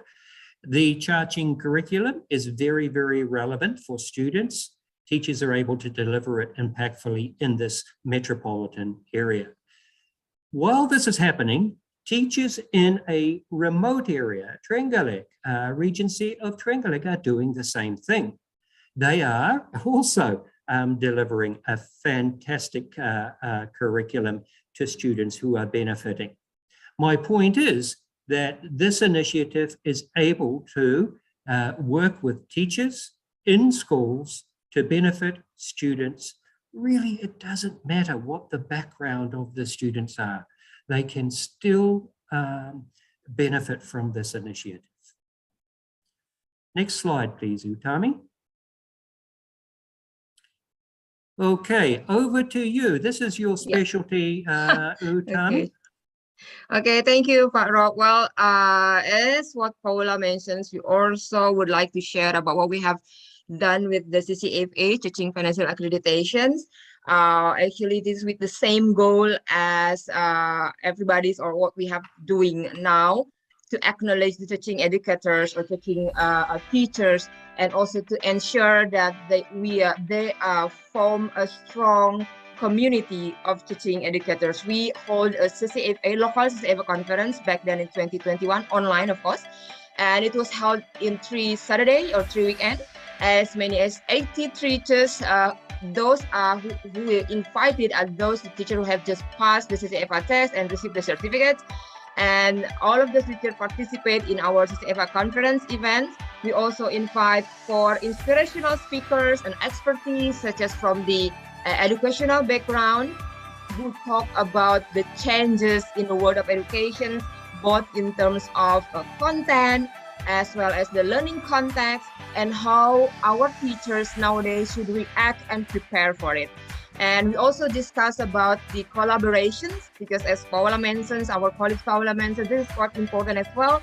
And we talk about the ways of the collaborations and its benefit to the collaborating actors. And we make sure that participants also learn about the strategies, how the collaboration that are which collaborating that are most effective and implemented, and how to turn ideas into the learning media. That is also one thing that we thought this is important to be discussed. And also, last but not least, we invited a financial planner or financial expertise as well to talk about the methods and tools in good financial management, because we think this is important, that when the teachers have the ability to apply their personal finance management, and then they can teach the financial concept to the teachers or to the students much better. And as you can see here, even though we held the activities or carried out in online, but we make sure that the teachers were involved and engaged with every session that we have conducted, and everybody still could having it fun way, even they have connected from their own home, and they could receive a lot of new knowledge and new experience from each other. And now I would like to speak about what we have done as a pilot project last year. As if you all remember back in 2020 when the pandemic of coronavirus stormed the world, and many things were affected by these situations, including the learning process in schools. And we at that time in Indonesia, we just halfway through to finish the Cacing's implementation, just 50% to finish the Cacing implementation. However, due to the various obstacles or challenges that we face or arose, of course, unfortunately, we are unable to complete the program as it targeted. And those situations encourage us, all of us, to find what is the best solution if the pandemic is still going on, which is still going on until now.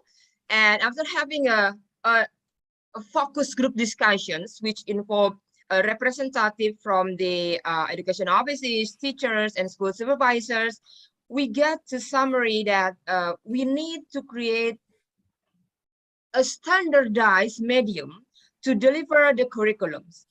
It has to be effective, yet accessible by our beneficiaries. And from the discussions, we also found out that one of the platforms that suitable, for our beneficiaries to be used is using WhatsApp, because 80% of Indonesians, people who have connected to internet, they have WhatsApp, including teachers and also students or through their parents, of course, because we are talking about the elementary students. And after going through the discussion with Prudential Indonesia and of course with the supervisions of Prudent Foundation as well, we successfully created a 6 series of Cacing's curriculum learning videos. Why it's 6? Because it's following the learnings chapters in the modules.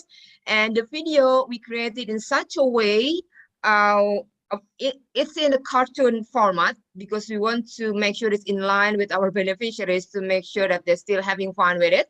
And we created in a way as if they are seeing their teachers in front of them, teaching the Cacing. So as if they're sitting in front of the class, and there's a teachers in front of them and teaching the Cacings, and all of the important component of teaching curriculums, they conveyed through the videos. And but of course we need to make some adjustment made with the respect to the durations of the size, because again, back to the primary key, when we are trying to delivering digital component or digital tools to our beneficiaries, have to be something accessible. We don't want to burden them to be, this is too much in size, otherwise they can't be, connected because of the internet connection and all of the things that would happen. And this video, along with other learning support tools such as the student worksheets, teachers modules, we are uploaded on the WhatsApp API or WhatsApp chatbot. Why we use the chatbot? Because we see that this method can help us when we have to be dealing with 1,000 or even 10,000s of users out there, when they have to be connected in the same time, in the same time frames. This bot could help us to reply to respond, other than we have to use a human being. And in addition, this bot also allow us, or each of these our beneficiaries in the programs, they can connect to the learnings according to the flexibilities, to their pace times. They can, whenever and wherever their student or teacher are, they can just revisit and connect again to see again the videos and to see again the learnings and what is other information that they can tap in on those WhatsApp lines. And we also designed the content in a bot in such a way, if you can see, there's a difference, there's 2 sections of teachers and students, because we would like to ensure that, teachers still has an important role in the process, such as ensuring that the worksheet that the student receives has to be coming from the teachers. They can't access it by themselves through the bot, but the teachers have a way to access, and then they will need to deliver or share the worksheet to the students and ask the student to fill it out after they see the videos of the learning. And when they completed the worksheet, they can share it back to teachers. It could be in the form of videos or in the form of photos, because nowadays, most of the people changing images through the WhatsApp.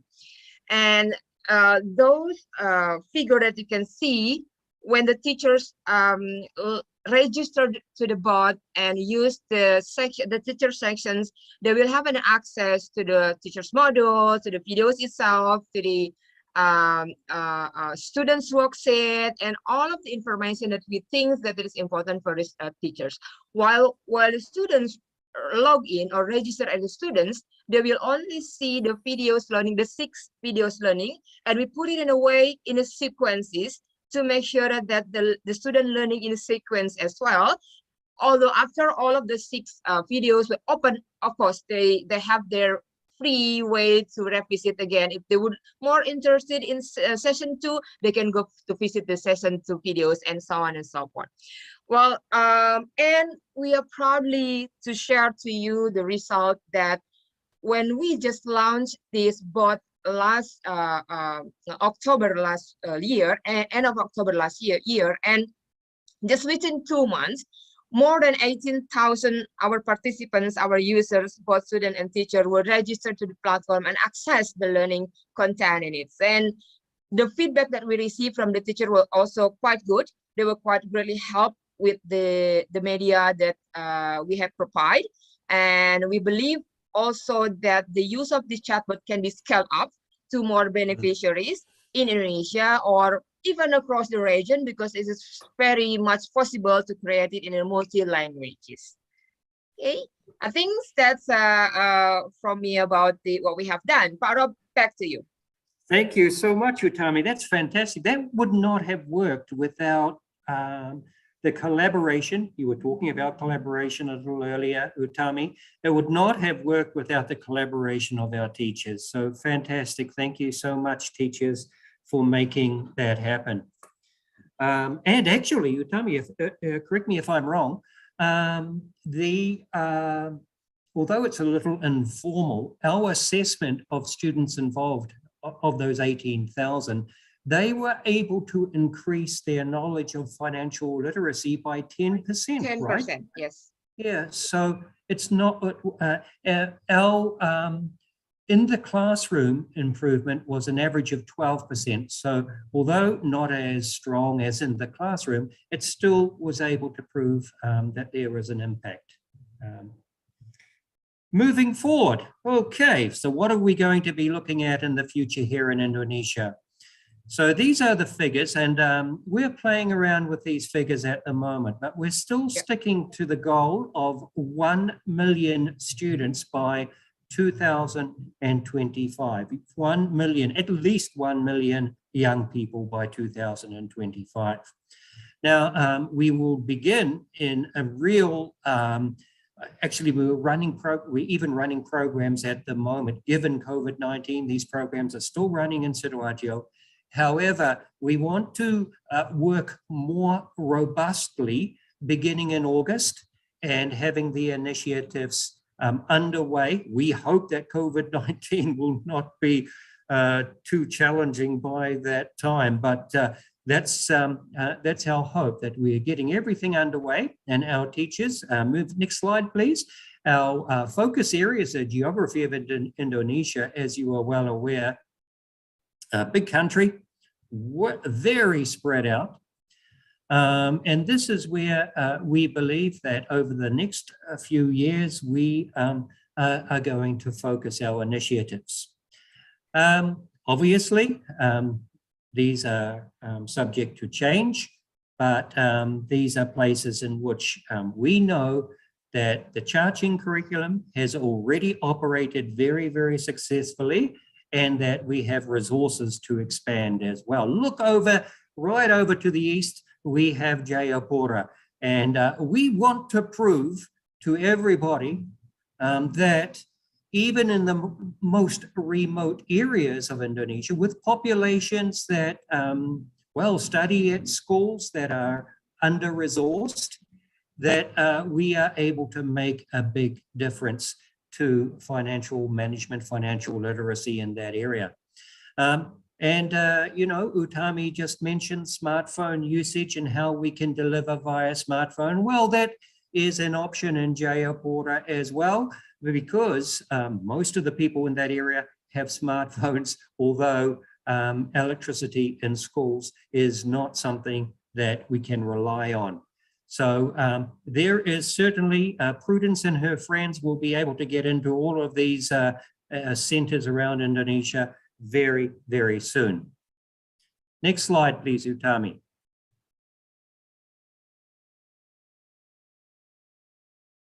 So the future here in Indonesia is looking very, very robust. It's not just a white slide, by the way. There is something coming up very soon. Can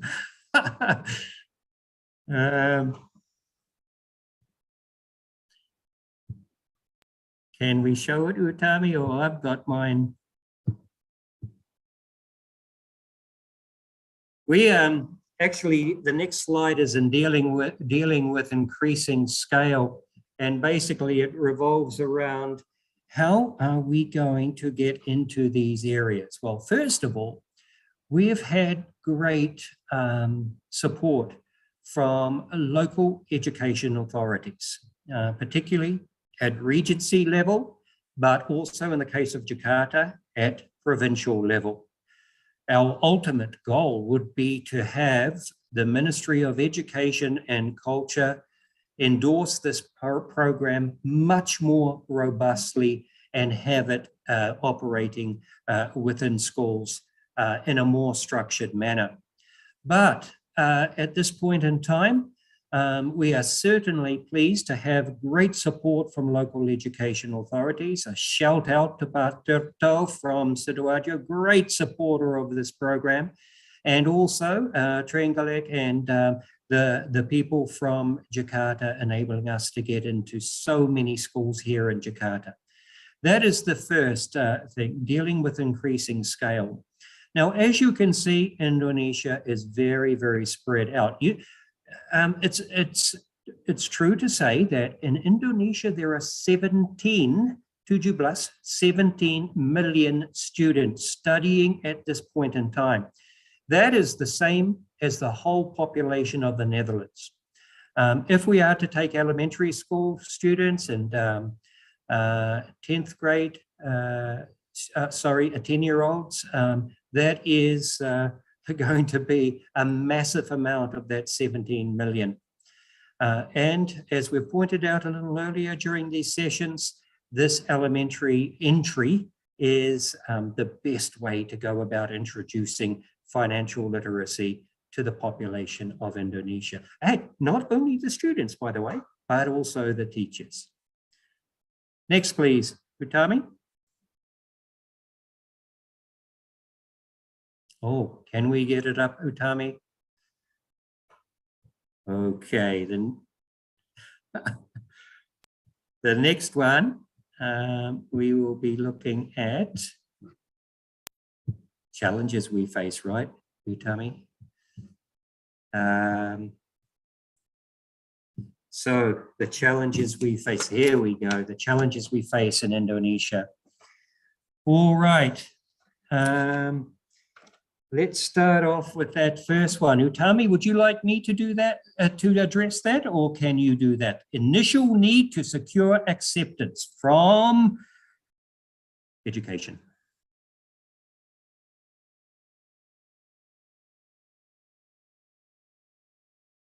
Can you unmute? You're muted. Cannot. Okay, there you go. No luck? Okay, let me continue. So as I have just mentioned, one of the key challenges is engagement of government in pushing the Cha-Ching curriculum into more areas, into more schools around Indonesia, engaging more students to try and meet that 1 million target as well. According to Utami, the host is not allowing her to join, so please can you deal and allow Utami to join. We are training so many teachers. Okay, now you go. Oh, there you go. Good, Yeah, good. thank We got you you. back. Sorry for that.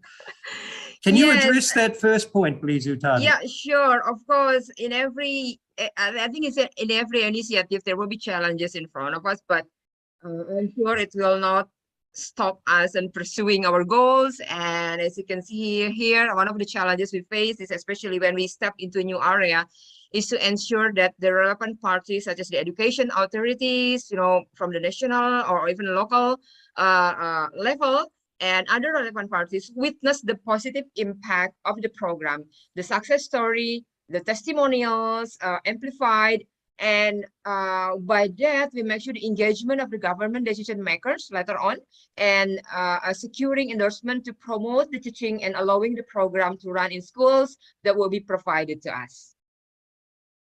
Thanks, Utami. And of course, none of this would happen without teachers, right? And I know that you are a trainer of the teachers. One of the most important components of operating Cha-Ching curriculum is, of course, the training of teachers at the outset of the initiative.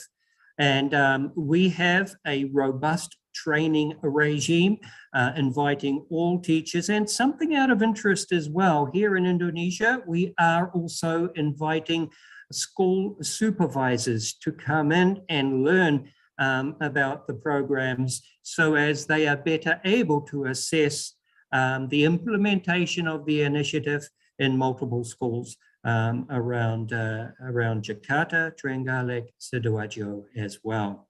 The teachers have responded magnificently to the training. It is fairly intensive, a lot of training over six lessons. Trying to fit that into a short space of time is a challenge, but we've been able to respond positively, thanks very much to the help of the teachers. Hey, another challenge, I guess, is the fantastic materials that are used in the classroom. Great. There are so many of them. Lesson 1 through to lesson 6. And those materials, although impactful, can be a little bit daunting for some of the teachers who are not used to that type of material, that type of delivery of lesson.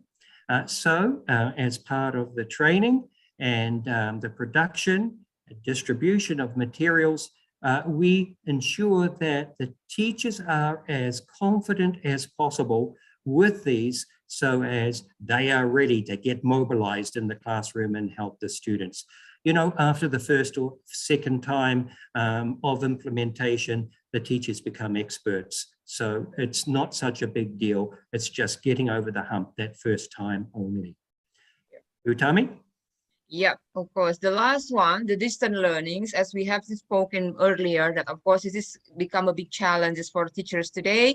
So I think we think that this is very important as well, to create an impactful methodology to meet the beneficiaries' needs. And our piloting to provide or produce those 6 video learnings references to the sessions will be able to, as we sure that we'll be able to assist teachers in the delivery of the teaching curriculums with, of course, have to be accompany with the ongoing communications with PGI teams through the WhatsApp group, as WhatsApp is the most viable tools to have it running.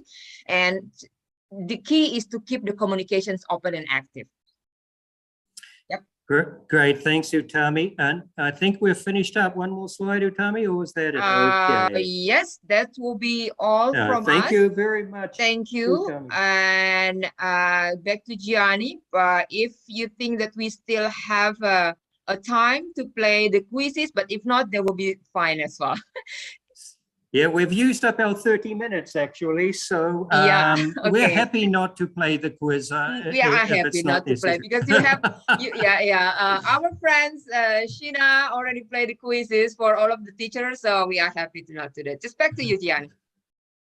Thank you so much, Utami and Rob, for that very awesome and insightful presentation. I am inspired by how you are doing this implementation and I'm impressed. Wow, that's awesome work you're doing there. And congratulations from all of us here. So let's show a clap emoji or clap reaction for you, Tammy, and for Rob. Congratulations to you and your team. You're doing a great work there in Indonesia.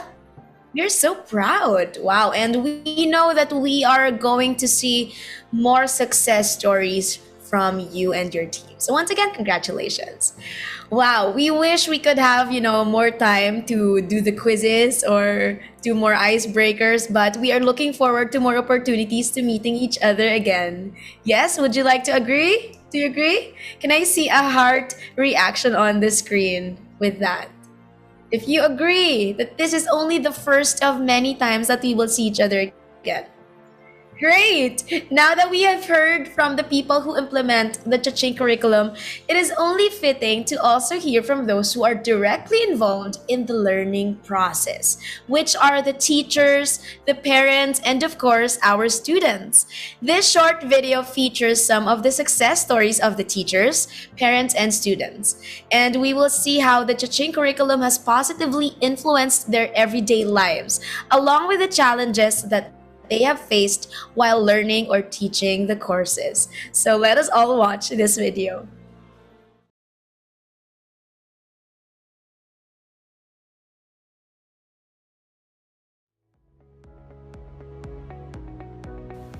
I think that Cha-Ching curriculum has made an important contribution in helping children build their own financial skills and showing their responsibility.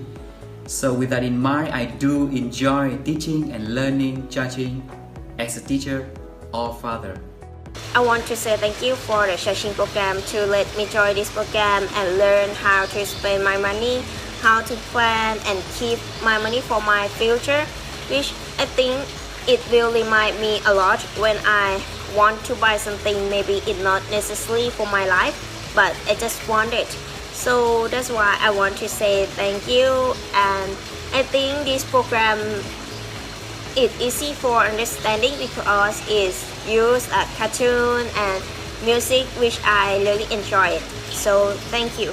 After participating in the Cha-Ching curriculum, my son can hold back his urge not to always spend his money. Once he gets pocket money for me, he'll save some of it as an emergency fund to use for his future needs. Cha-Ching is a very interesting program. In the future, I suggest to have new innovations such as mobile application, so that students can learn by themselves. It could be a mobile game which will be interesting for students. It would be nice to have technology involved in the program. Encourage our kids to use their money wisely, and since that they have their first money box, they're given, which is the first step for some of the kids. Saving is important, but donating must also be done. By donating, we can help people who need it the most. I learned to donate something to my friends and teachers, such as donating money to the mosque, helping friends study up benches in the classroom. The Cha-Ching program encourages students to use critical thinking when making decisions on how to manage money in their daily lives. So I am happy with the Dep Ed program, the Cha-Ching program, because after that, I personally witnessed to my son Alexus that every time we gave him money, he made sure that the half of it will be saved and kept it inside his money box. With the Cha-Ching curriculum, learning about money management is now more comprehensive. It also supports the character education implemented in the school. Prior to this, our students loved to buy something only based on their wants. Now they can actively save and manage their money wisely. It also teaches us when you get money, we have choices to make to reach our target. First, earn.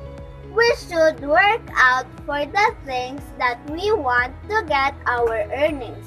Second, spend. Spend our money wisely. Third, Save. Save some for some things we don't easily get or buy. And donate. Give a little back to help others. I also want to thank our teacher. Charging program adopts activity-based learning approach to instill 4 key money concepts of earn, save, spend, and donate in students. While studying, they show a positive response because they have never received lessons that use an extremely attractive animation like cha-ching. This program is very good and needs to be taught early on to children. It also complements the curriculum of elementary schools, which still rarely teaches about financial literacy. Natuto kaming kumita sa aming munting paraan. Natuto kaming mag-impok para sa kinabukasan. Natuto kaming gumasta ng naaayon lamang sa aming pangangailangan. Natuto kaming tumulong sa iba na mas nangangailangan. Maraming salamat po! Panalo ka sa Chaching! This program is easy to understand because it uses the music and the cartoon to teach the children so the children can easily understand. And thank you for letting me join this program. All teachers behind the Cha-Ching program, thank you so much for this initiative. It is a big help to a child like me to learn more about financial responsibility. I know I will be able to use this knowledge moving forward. I will also apply all the lessons I have learned and share it to people around me. Before I joined the program, I couldn't manage my money because I used to spend it first before saving it. Now, I can organize it better. Every morning, I always set aside some of my pocket money for my saving, school, and course necessities. Then, I donate some money through the charity box at the school. Good day, everyone. My name is Daisy Alberino, a teacher 3 and a Cha-Ching teacher of Isabela West Elementary School, District of Isabela 1, Division of Negros Occidental. Specifically, these questions focused on the responses of children toward Cha-Ching curriculum. How does children earn, save, spend, and donate?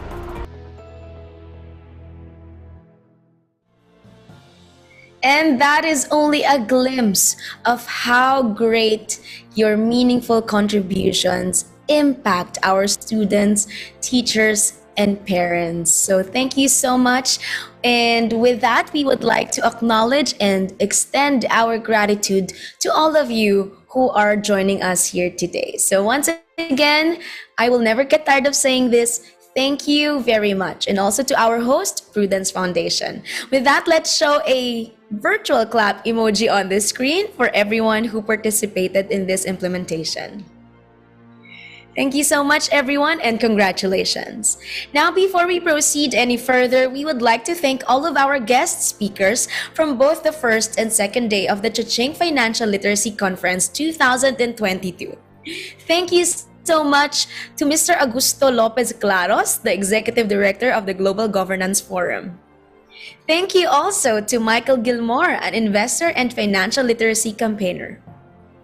Dr. Dinh Thi Tan Van, the Dean of Vietnam National University in Hanoi, Vietnam. Mr. Teddy Nyasulu, the Executive Director of JA Zambia. Dr. Adele Atkinson, an international financial education expert. Mr. Russell Winner, the COO of Young Enterprise UK. Ms. Lindwell Clark, the Head of Consumer Education of FSCA South Africa. Ms. Simi Nwagugu, the CEO of JA Africa. And our guests for today, we would like to thank Ms. Diana Gan, an entrepreneur in residence at INSEAD. We would also like to acknowledge Mr. Mark T. Schmidt, a distinguished international school teacher and TED speaker. And of course, Mr. Matthew Kiroak, the Senior Director of the K-12 programs. Let us not forget our hosts and the people behind the program. We would like to thank Mr. Mark Fancy, the Executive Director of Prudence Foundation. Thank you once more for your vision, dedication, and initiative to launch this program and help make this inaugural conference a filing it in reality. Lastly, we would also like to recognize and congratulate all of the Cha-Ching top educators from the Philippines, Thailand, Indonesia, and Vietnam. Your passion is truly appreciated by Prudence Foundation, JA, and as well as our students and their families. This year's Cha-Ching top educators were picked based on their outstanding performance toward Cha-Ching implementation and the CCFA performance. All the recognized educators took the Cha-Ching Financial Literacy Education Accreditation, and we would like to give you a gift voucher worth $80 as a token of gratitude. So it's now time for us to acknowledge our top educators. If you are here, please click the raise hand button so that you will be moved to the first page of the screen and we can acknowledge you accordingly. Let's start with our top educators from the Philippines. We would like to congratulate Nora Laguda, Vicky Suhino, and Ramela Dayungan. Congratulations to our top educators from the Philippines. Please turn on your camera so that we can see you and our friends can also acknowledge you. Thank you very much. Once again, congratulations. Let's now acknowledge our top educators from Thailand. Congratulations to Miss Itzaria Clinsundorn, Miss Pachaniwan Trainarong Sakul, Miss Sakulrat Suktawarn. Congratulations to our top educators from Thailand. Congratulations also to the Cha-Ching top educators from Indonesia. We have Dwi Nova Maulida, SPD, Umi Alfia, SPD, and Retno Pujiastuti. Congratulations to our top educators from Indonesia. A clap emoji or clap reactions for all of our top educators, please. Thank you very much. Last but not the least, greetings to the Cha-Ching top educators from Vietnam. Congratulations to Dak T Zoc, Nguyen Trong Tung, Nguyen T Ngoc. Congratulations to our top educators from Vietnam. Way to go! We are proud to say that we are working with you with such excellent and dedicated educators like you from all around the world. Congratulations! All of your efforts and hard work for the benefit of our students and the Cha-Ching program is truly appreciated by all of us and our host, Prudence Foundation. Please keep your lines of communication open because a JA representative will be contacting you soon on how you can redeem your gift voucher worth $80. We are now nearing the end of the very first Cha-Ching Financial Literacy Conference, and we hope that all of our Cha-Ching teachers and implementers who joined us in this two-day gathering were able to learn, have fun, meet friends, and feel appreciated. May we now call on the Executive Director of Prudence Foundation, Mr. Mark Fancy, to formally close this year's Cha-Ching Financial Literacy Conference. Welcome, Mark.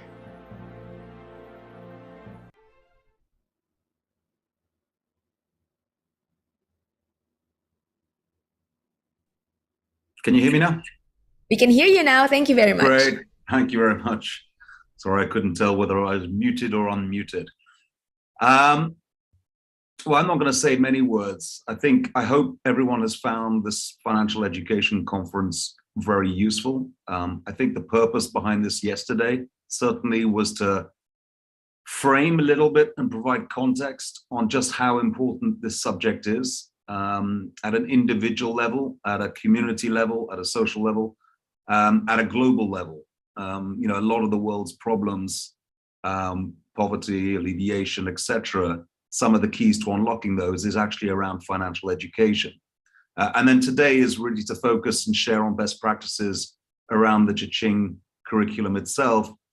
and really the role that you guys, the instrumental role that you as teachers are really having in delivering and being part of the solution to these very big problems. So I really hope it's helped you understand just how important your role is, how important the work that you are doing is. And yesterday, I really hope you understood that in the biggest way possible. Listening to people who, major economists of the world, panelist experts from academia and from different parts and different sectors around the subject. And all of them have very clearly articulated just what an important subject this is. So to each and every single one of you who've attended, and really the teachers, thank you so very, very much.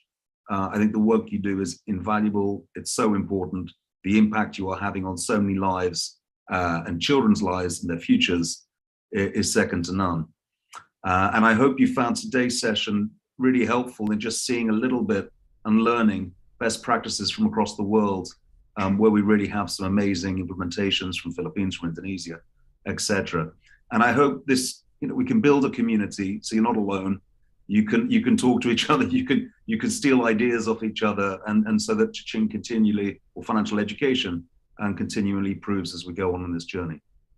Lastly, obviously, I have to thank all our partners, Junior Achievements, Jian, yourself for hosting the event for the last 2 days. Congratulations. I know it's not easy. You've done a great job, and all the people behind the scenes who've helped put this conference together. It's not the last one. We hope to do this again. It will hopefully become an annual event. I do hope one day we'll be able to do it physically and bring you all together in a location in the world where we can actually meet physically. But in the interim, it's a virtual world. Positive is we can all join. We can reach so many more. It was fantastic to have colleagues from Africa, speakers from the US as a result. So I wish you all every success, a great 2022. Stay safe. I hope COVID is getting better for all of you. It's impacting all of us. It's getting very, very tiring. So I hope that sort of going back physically to school and you as teachers being able to be with your students happens as quickly and as safely as possible. Thank you very, very much. That's awesome. Thank you so much, Mark. And also for your encouragement to all of our educators for participating in this year's conference. And as Mark stated, we are hoping that this is only first of many times that we'll be having this conference. We are looking forward to that. Now, it's been an eye-opener to see how far Prudence Foundation has been able to grow Cha-Ching with the invaluable support from Junior Achievement and, of course, our Cha-Ching teachers. I am in no doubt that new heights and greater impact are going to be happening ahead. Now, for everyone who has joined us over the past 2 days, thank you so much for your endless support and dedication. To all of our participants, please fill out the survey forms that is sent in our chat box and to your respective email addresses. We will be using your feedback to improve the work that we do and provide also more meaningful activities for you. You will also receive an automated certificate after filling out the forms. Once more, thank you so much to all of you who have taken the time to join us in celebrating Cha-Ching's amazing milestones. I am saddened to say, but this is the end of our conference for this year, and it's been such a great privilege to be your host. My name is Gian Hinolan, and I am looking forward to see you all at the next Cha-Ching Financial Literacy Conference. Thank you so much, everyone, and stay safe. Goodbye.